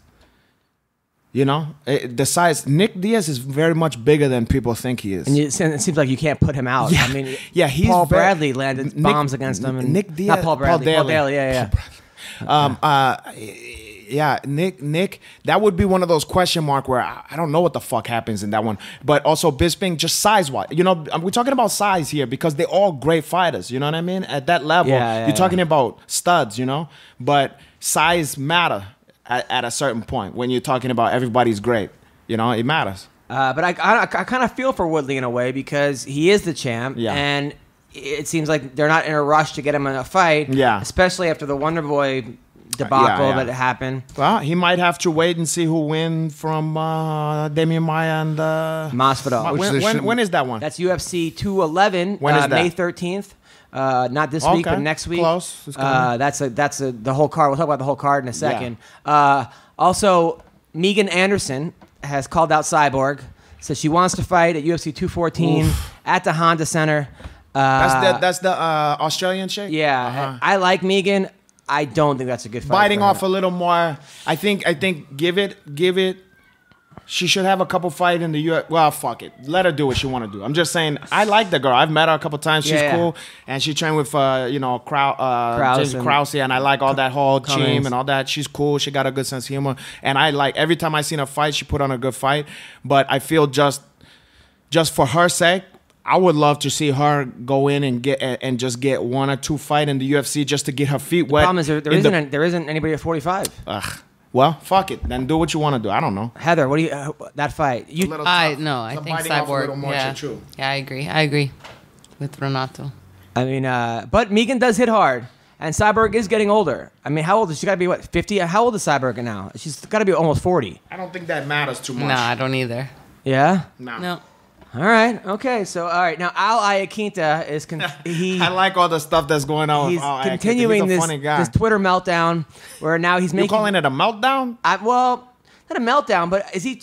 I'm not sure what the goal here is. I don't know either, and it's confusing to me because I get a kick out of the shit that he's saying. It's funny to me, and it's ballsy because nobody talks to Dana White like that, especially a person who's in the fucking UFC. But what confuses me is that I thought that Dana and Matt Serra, to my knowledge, is like they're on a TV show. Tight homeboys, you know? And I seen them out together and shit.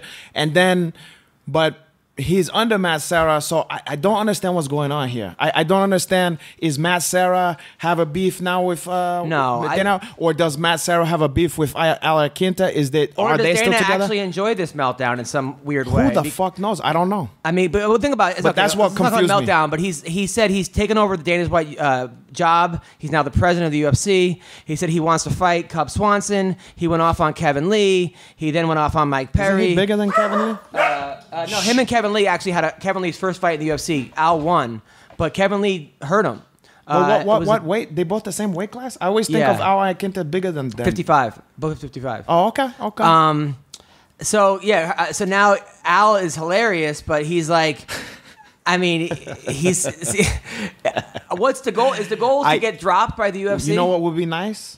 Why we don't get this guy on the phone? Get Al Iaquinta. You know what? Maybe we'll want to call him right now. Give him a call. Try it out. Should we call Al Iaquinta? Why not? What we got to lose? All right. So let's call Al Iaquinta and find out what the fuck is going on. And just in case, tell him his uncle Renatch is on here. Yeah, no, I'm an Al Iaquinta fan. But I've called Al before sometimes, and I'd be like, "Yo, listen, man. Yeah. You're, like a year ago, I'm like, you're drunk and you're writing some crazy shit on Twitter.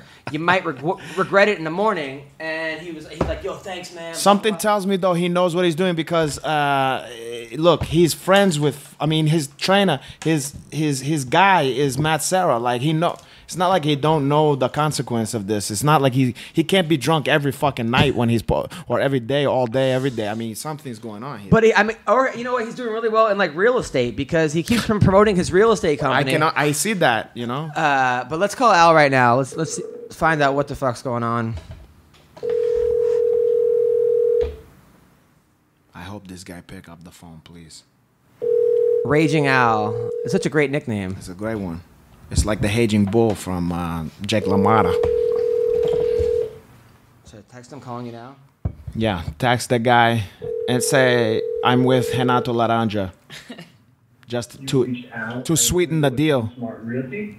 Sorry, I couldn't answer your call. All right, hold on, let's try him again. I like how he said he tried to say it very very businesslike. You reach Al Iaquinta with I'm with what's it called the heel chief, but give me a call. You know, at the end, he couldn't hide the New York shit. He said, give me a call. When you buy a house from this guy and it goes wrong, are you really going to return it? He's going to go, not for nothing. He comes and destroys it, and you get the insurance money. Yeah. He's going to do it like they did the Cheeky Bar in the fucking Goodfellas.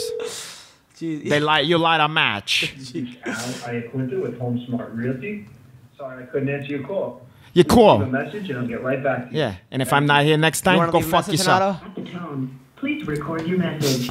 When you have finished recording, you may hang up or press 1 for more options. Yo, Al, Al, what's up? It's Adam Hunter. I'm here with Renato. We wanted to talk to you. Yeah, not for nothing, Al Iaquinta, but go answer the fucking telephone because we want to talk to you. We want to get you side of the story. Okay, my brother? Do the high thing. Okay. Maron. We're going to call him one more time. Jason Ellis just picked up. Should we call Ellis? He does have a fight coming up. So many questions here. Al Iaquinta. All right. Fuck. Well, talk to Alice, and then if Iaquinta get back to you, then we put it him on hold, and you do that one. All right, it's cool. Let's see if Alice picks up. Nobody calls up. Calling you now. I thought he was hitched anyway from don't his family own a chain of like motels or hotel or something like that? Al Iaquinta? Isn't it like that's La Quinta. Oh, okay. That's La Quinta. That's very close though. 463. But I mean, he's a guy though. Like, but you know, if you turn the letters, it's Al and La. but It's then the UFC same. trolled him back by saying "Happy Birthday, Al Iaquinta." Like they actually from the UFC's account. Maybe they're doing some kind of WWE shenanigan on there. Let's call Jason. We're calling Jason Ellis right now. He's got a fight coming up this Saturday at Saboba Casino. Sahaboba. He's fighting. What's he fighting? Sabah. Where's that at? Oh, no way. Okay.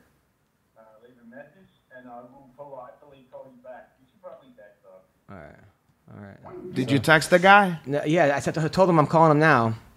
Nobody fucking. Where's wrong with that guy? Saboba Casino? It's about an hour away. I did comedy there. Well, of course you did.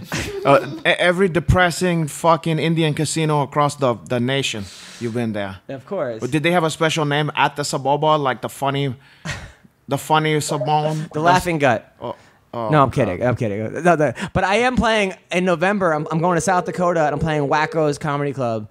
And part of me was just so that you can say that. You know, it's just getting depressed at this point. It's getting depressed.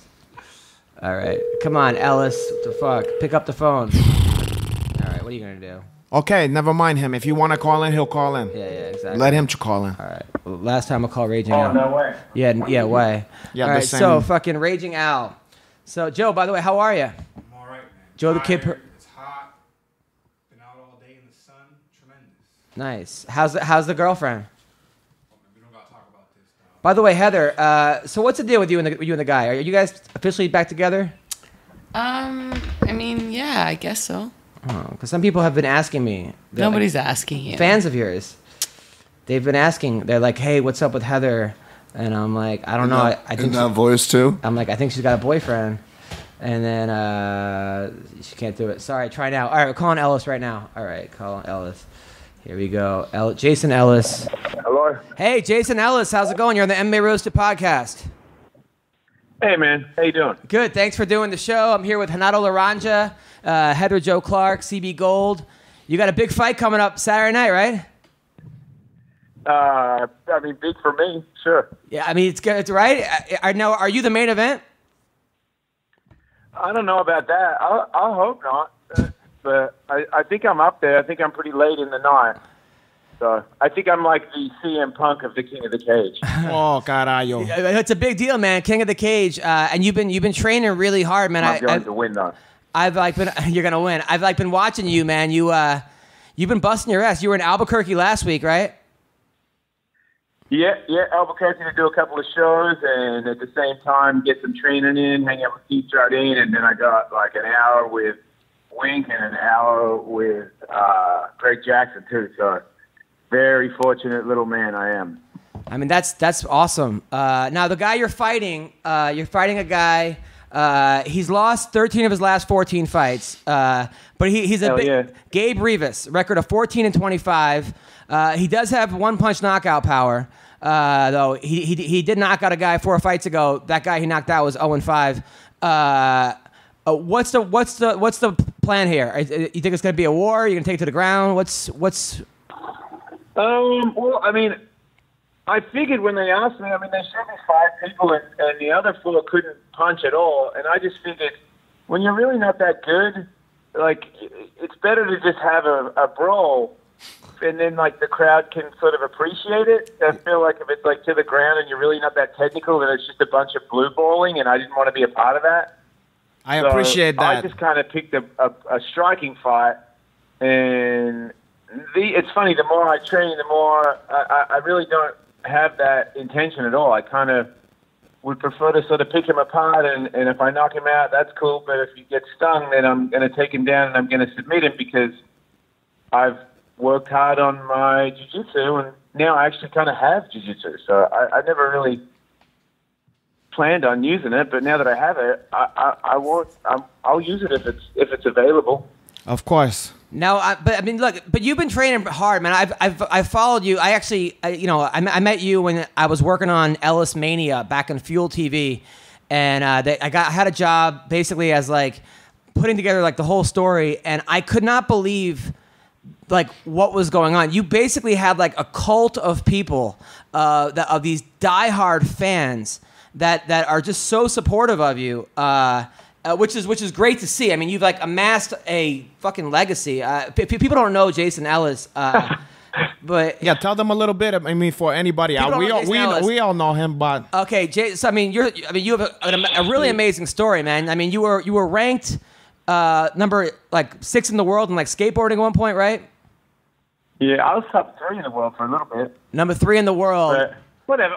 I'm a pro skateboarder. That's what I am, and that's what I really accomplished something in. And I was a pro skateboarder for about 20 years, and then I retired and got a job in radio. I actually got a job being a tow host with Tony Hawk before I retired, and then I just made the jump because I knew that I was getting old and I was getting hurt, and I wasn't going to be able to keep up. And I just was like, fuck it, I'll transition into being the next Howard Stern, which was, you know, I mean, like, obviously some bullshit thinking, but it panned out halfway. Like, I do have a show, I do have a following, and I am somewhat successful, and ever since then, really, just like the fans have.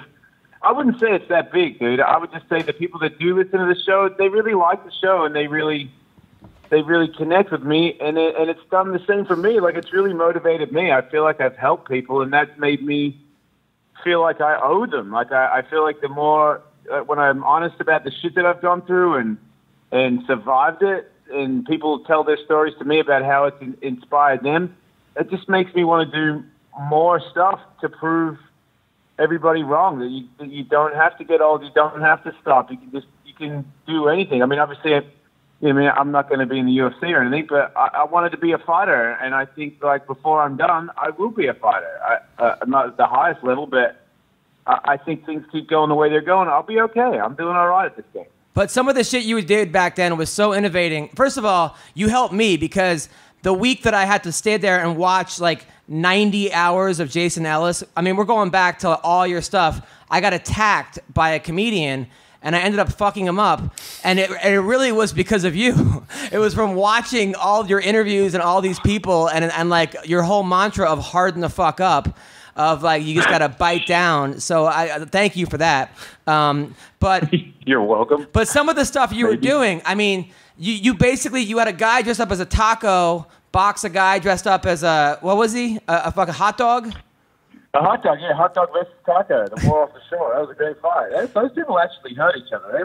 They really stung each other a couple of times. That was good fun. And then at one point you had this thing where people would you would blindfold people, put them on shock collars, right? And then they would box each other. And then so people would just be swinging left and right. And then you told me that at one point you had mentally challenged people, buzzing people on the outside while they were fighting each other? Mentally challenged? Yeah, you told me. Disabled and stuff like that. Okay. Disabled, maybe? Yeah, you had disabled people, while people were doing stuff. That's more tasteful. They're fans of the show. They're fans of the show that have come to Vegas, and flown in their wheelchairs and the help that they've had to have to get to Vegas. So I figured, you got those electric dog collars around your neck. Instead of giving it to a celebrity, I would give it to people that made the extra effort to get to the Hard Rock. So, and yeah, I gave one to a guy that listened to the show all the time, and he just fucking electrocuted me over and over again.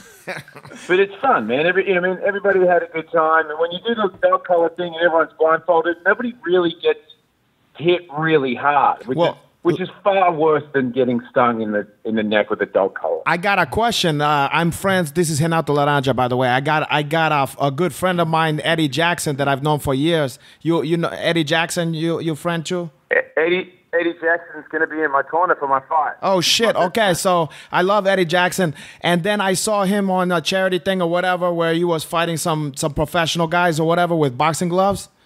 Yeah. Yeah, no, that's the pinata fight where you got to just pro fighters defend the pinata against guys that can't fight. Yeah, and it looked like fucking Eddie Jackson was trying to tear your fucking head off, and I was like, God damn, these guys friends or what? What's going on? Eddie Jackson was throwing a lot of pepper on that one. You were trying to beat me up? Yeah. Oh, that was when I fought 10 people in a row, 1 minute each. Yeah, but those guys look like they were especially Eddie Jackson, because I know him. It looked like he was trying to fucking kill you. And so was Faber. Faber looked like he was trying to knock you out. Well, dude, there's 3,000 people there. The crowd want you to do it, so you kind of. I have no hard feelings to anybody that knocks me out or hurts me at Alice Mania. I fucking asked for it. I said, let's do it, and sometimes I regret it when it happens. But when you're there and you get 3,000 people to come to your event, I don't pussy out, man. I don't think I'm that good, but I'm up for it, you know. But some of the fights, though, when you had those two hot chick fights, and the winner had to make out with the loser. Ooh, I like the sound of that. What was my idea. What about fighting Carwin? When was that? And then Shane Carwin knocked you out. Now when Shane Carwin dropped you, did you were you out, or would you kind of just? Nah, he flashed me. When my head hit the mat, it woke me back up. So it wasn't that bad. He didn't try to hit me as hard as he could. But he was really serious, and he was so serious that's the first time I've ever been scared in a fight, where I trained to fight a guy with one hand. So I was like, he's got one hand. Stay away from the one hand. How hard can it be? But he just looked at me like, He just looked so serious. He looked at his corner, and his corner was giving him advice, and I'm like, holy shit, dude. He is not playing around. He didn't smile. At one point, he caught me up against the ropes, and I had a hand free, and I just tickled his face to be funny, because I was like putting on a show. I'm like, I can't win. What am I going to do?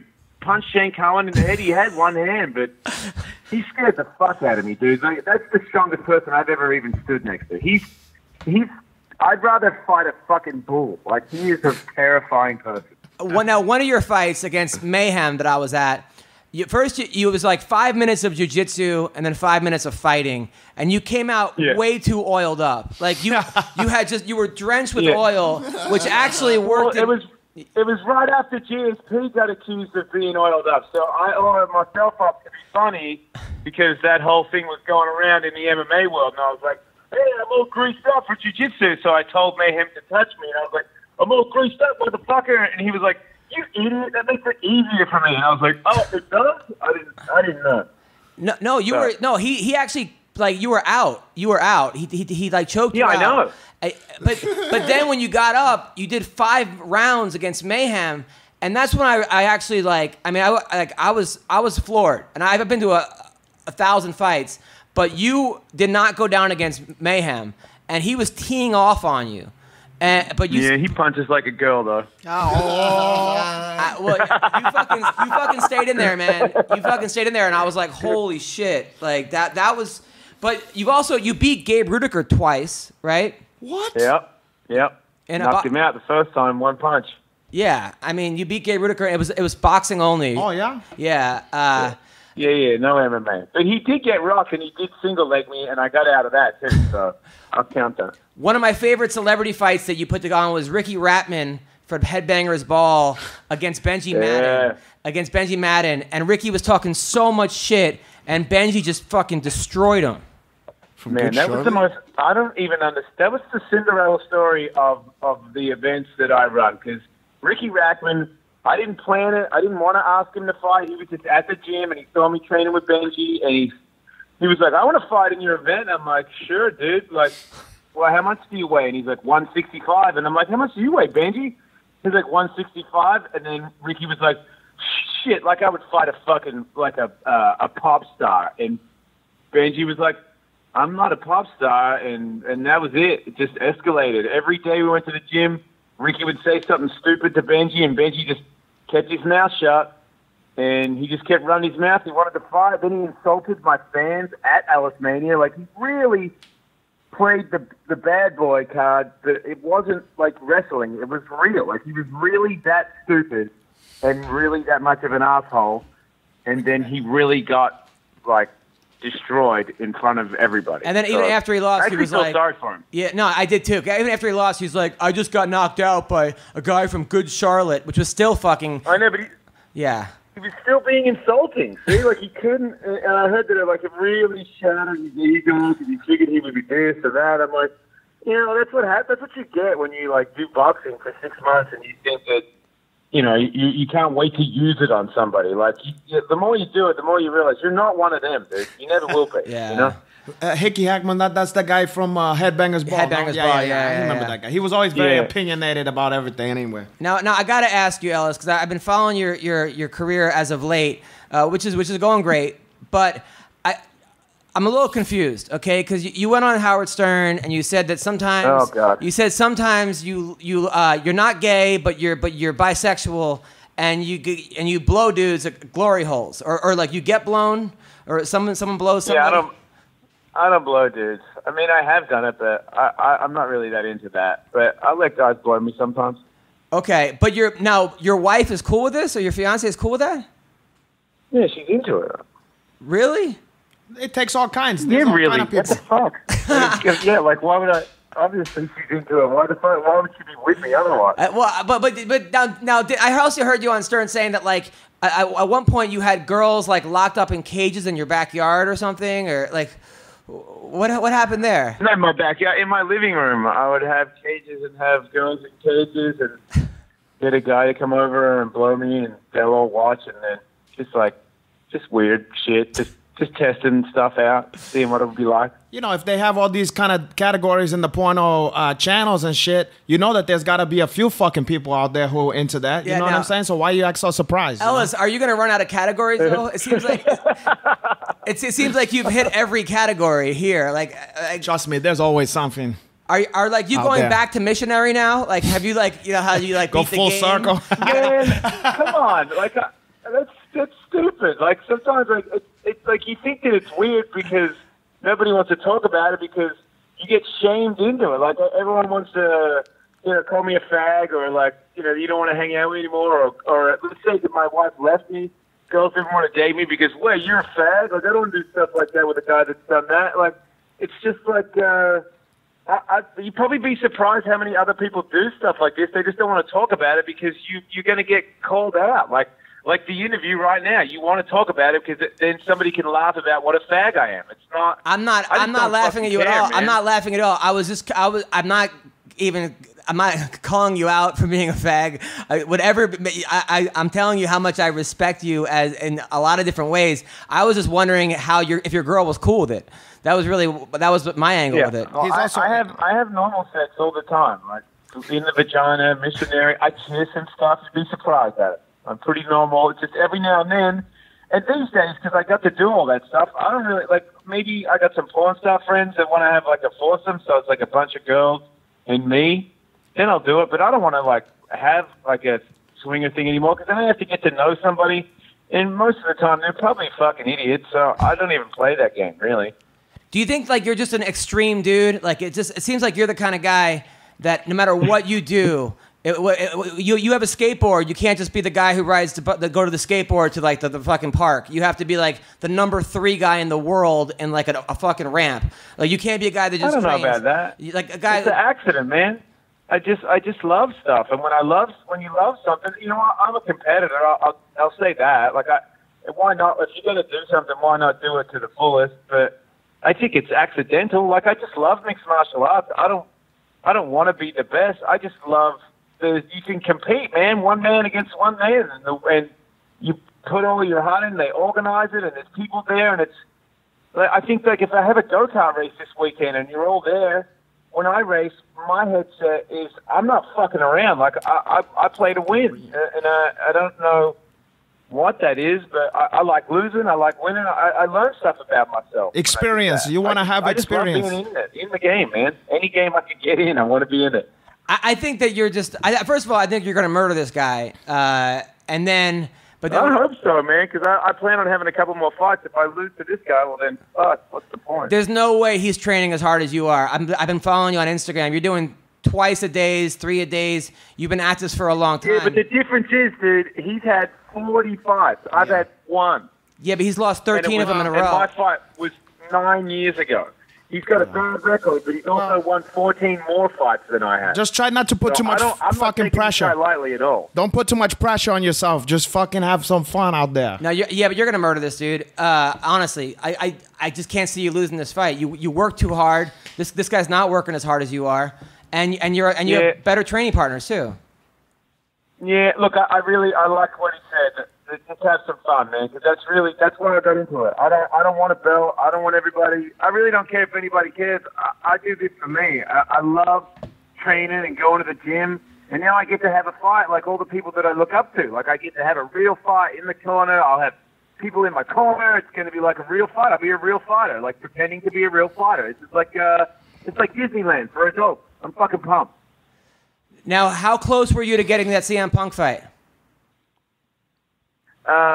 His camp asked me if I would take the fight, so I don't know how. I don't know. Maybe Dana White didn't want to do it, or I really don't. All I know is Duke Rufus said, "Would you do a catch weight?" That is as close as I got to thinking that there was going to be a fight. That would have been awesome. You would have murdered Punk too. Yeah, you never know, man. I mean, he trains every day too. You never know. It would have been exciting. I don't care about that. You know what I cared about? I cared about fighting in the UFC because, as I said before, I'm super pumped and just grateful that I'm going to be in King of the Cage. I think it's hilarious and just mythical. It's like hard to believe it's true. If it was the UFC, it would be win or lose, dude. It's the funniest shit ever. Like, I'm in the UFC. Like, look at me. Can you believe that? That's all I'm thinking the whole time. I can't lose. I'm fighting in the UFC. Like, all the people that I train with would kill to be in that spot. And there's my stupid ass. Like, that's a good attitude, my brother. So, if I want to go to the fight this weekend, how do I get tickets? CageTix.com/Ellis. CageTix.com? Yeah. /Ellis? CageTix.com. TIX.com/Ellis. And that hooks me up, apparently. Nice. Well, I'm happy for you, man. And you're a very inspiring guy. And you know what I like about you also is that since I've known you, you had some lumps, like the divorce and the weed and whatever, but you came back. You always come back. So that's fucking cool. Damn right. I mean, why not? Why? I mean, I got too many great opportunities to blow, man. Yeah. Yeah. Well, too many windows. This job, everything. Get rid of listen too much. too much to give out. I got to make the most of everything. Oh. Well, thanks for being on the podcast, Jason. Yeah, and All right, thanks, sir. tell Eddie Jackson that his uncle Renatch said what's up. What's that? Tell Eddie Jackson that Uncle Renatch said what's up. I will surely do so. And to stay light skinned. Thanks, brother. Thanks, Jason. Thanks, man. Take care. See you guys. All right, that was Jason Ellis. Well, that's good that he's overcome blowing a lot of opportunities and also blowing a lot of other guys. Why did you say that now? You say that now. Why? Because I don't want to hurt the guy's feelings. That's what I'm saying. I felt bad asking it, but I had to No, ask. it's not. You know what? Listen. Why are you kind of like secretly hoping that for yourself, Adam? No. It's intriguing. He went, no. You know what I also realized in this show? That your girlfriend or your fiance is the same age as my boyfriend that you're always giving me crap about That's for different. being so young. God said that and man. Dan Severn said women actually, die. Yeah, so that's how you have to even it out. So I'm evening it out, but No. he's fucked. No, it don't work that way. Adam came first, and then he aged a little bit, and then after his hips, they gave that one to the girls, and then they came up. That's exactly what happened. So No idea what he just said. if it's Adam and Eve, if tell it's the in the story. Bible, that's it. We'll just see if we hear any more jokes about that. Then. Well, maybe the Torah have some different stuff Are you getting about upset Barbara about Streisand. I'm sorry. I honestly didn't know that you actually heard them because you're so old. And I'm fucking with you, Heather. But Adam, you're older than me. It's a good point. All right, so here we are. He's aged like a fine Manischewitz. Yes, thank you, Jason Ellis, for coming on the show. Are you gonna fight? I might. What day is it? Saturday. This Saturday. This Saturday. We'll see about that. Maybe. Yeah. But what I was gonna say. Oh, anyway, no, it's intriguing. I know why you're interested in hearing him talk about that because it's crazy. It's like when you hear Jim Norton, you know, and it kind of shatter your expectations of people who do stuff like that because you put when you think about a guy who sucked another guy's dick, you think he's a certain kind of guy. You know what I mean, or whatever. But then you see someone like Jim Norton, who you would have a beer with and hang out with, and you think it's funny, and you get that guy, and he's a man's man. You also don't hear it every day. You don't hear guys, straight guys, that talk about going to glory holes, or I guess bisexual guys, and then getting married in the next sentence. Yeah, it's interesting to hear. This is Hollywood. I think it happens all the time. It probably happens in a lot more places than Hollywood. Sweet cheeks. Yeah, I'm just saying this is one of the hubs. But it's against my God. But I wasn't asking to make fun of him. I don't honestly. I'm not trying to make fun of him. Yeah, whatever people want to do in their and God can make fun. What people do in their Adam, own time is their Eve. own thing, right? Not as far as I'm concerned. That's against my God. It's against your God. But look, it's not my show, okay? So I'm not gonna say nothing about that. So anyway, all right. What are we talking about? So what do we have coming up, Heather? What do you got coming up? I thought you was gonna talk about the UFC. Oh, UFC. Yeah. Well, no, you don't have to. I don't give a shit. UFC coming up. UFC 2. What do you have coming up? We're gonna get to you, Heather. All right, UFC 211. Unless she's on that card. She's on there? What is it, UFC 211? Yeah, it must be. Oh, you gotta go ask her the shit. Already, like 30 minutes past. Ooh, ask her the shit she gotta do then. So much work. What do you got coming up? Well, working with Guard Lab, doing the events and stuff, trying to book as many events as possible at gyms. So if anybody out there that has a gym and wants some mouth guards, contact me and we can make that happen. Nice. Yeah. So that's really what I'm focusing on right now, and then training. Anytime I'm not doing that. And the podcast, Believe to Believe, just had a Gina Mazzani on my last, and then I have a Rose Namajunas show coming out this week that I talked with her a couple days ago. So nice. Yeah, I look forward to. Give Gina my best. I will. What do you got, Renato, coming up?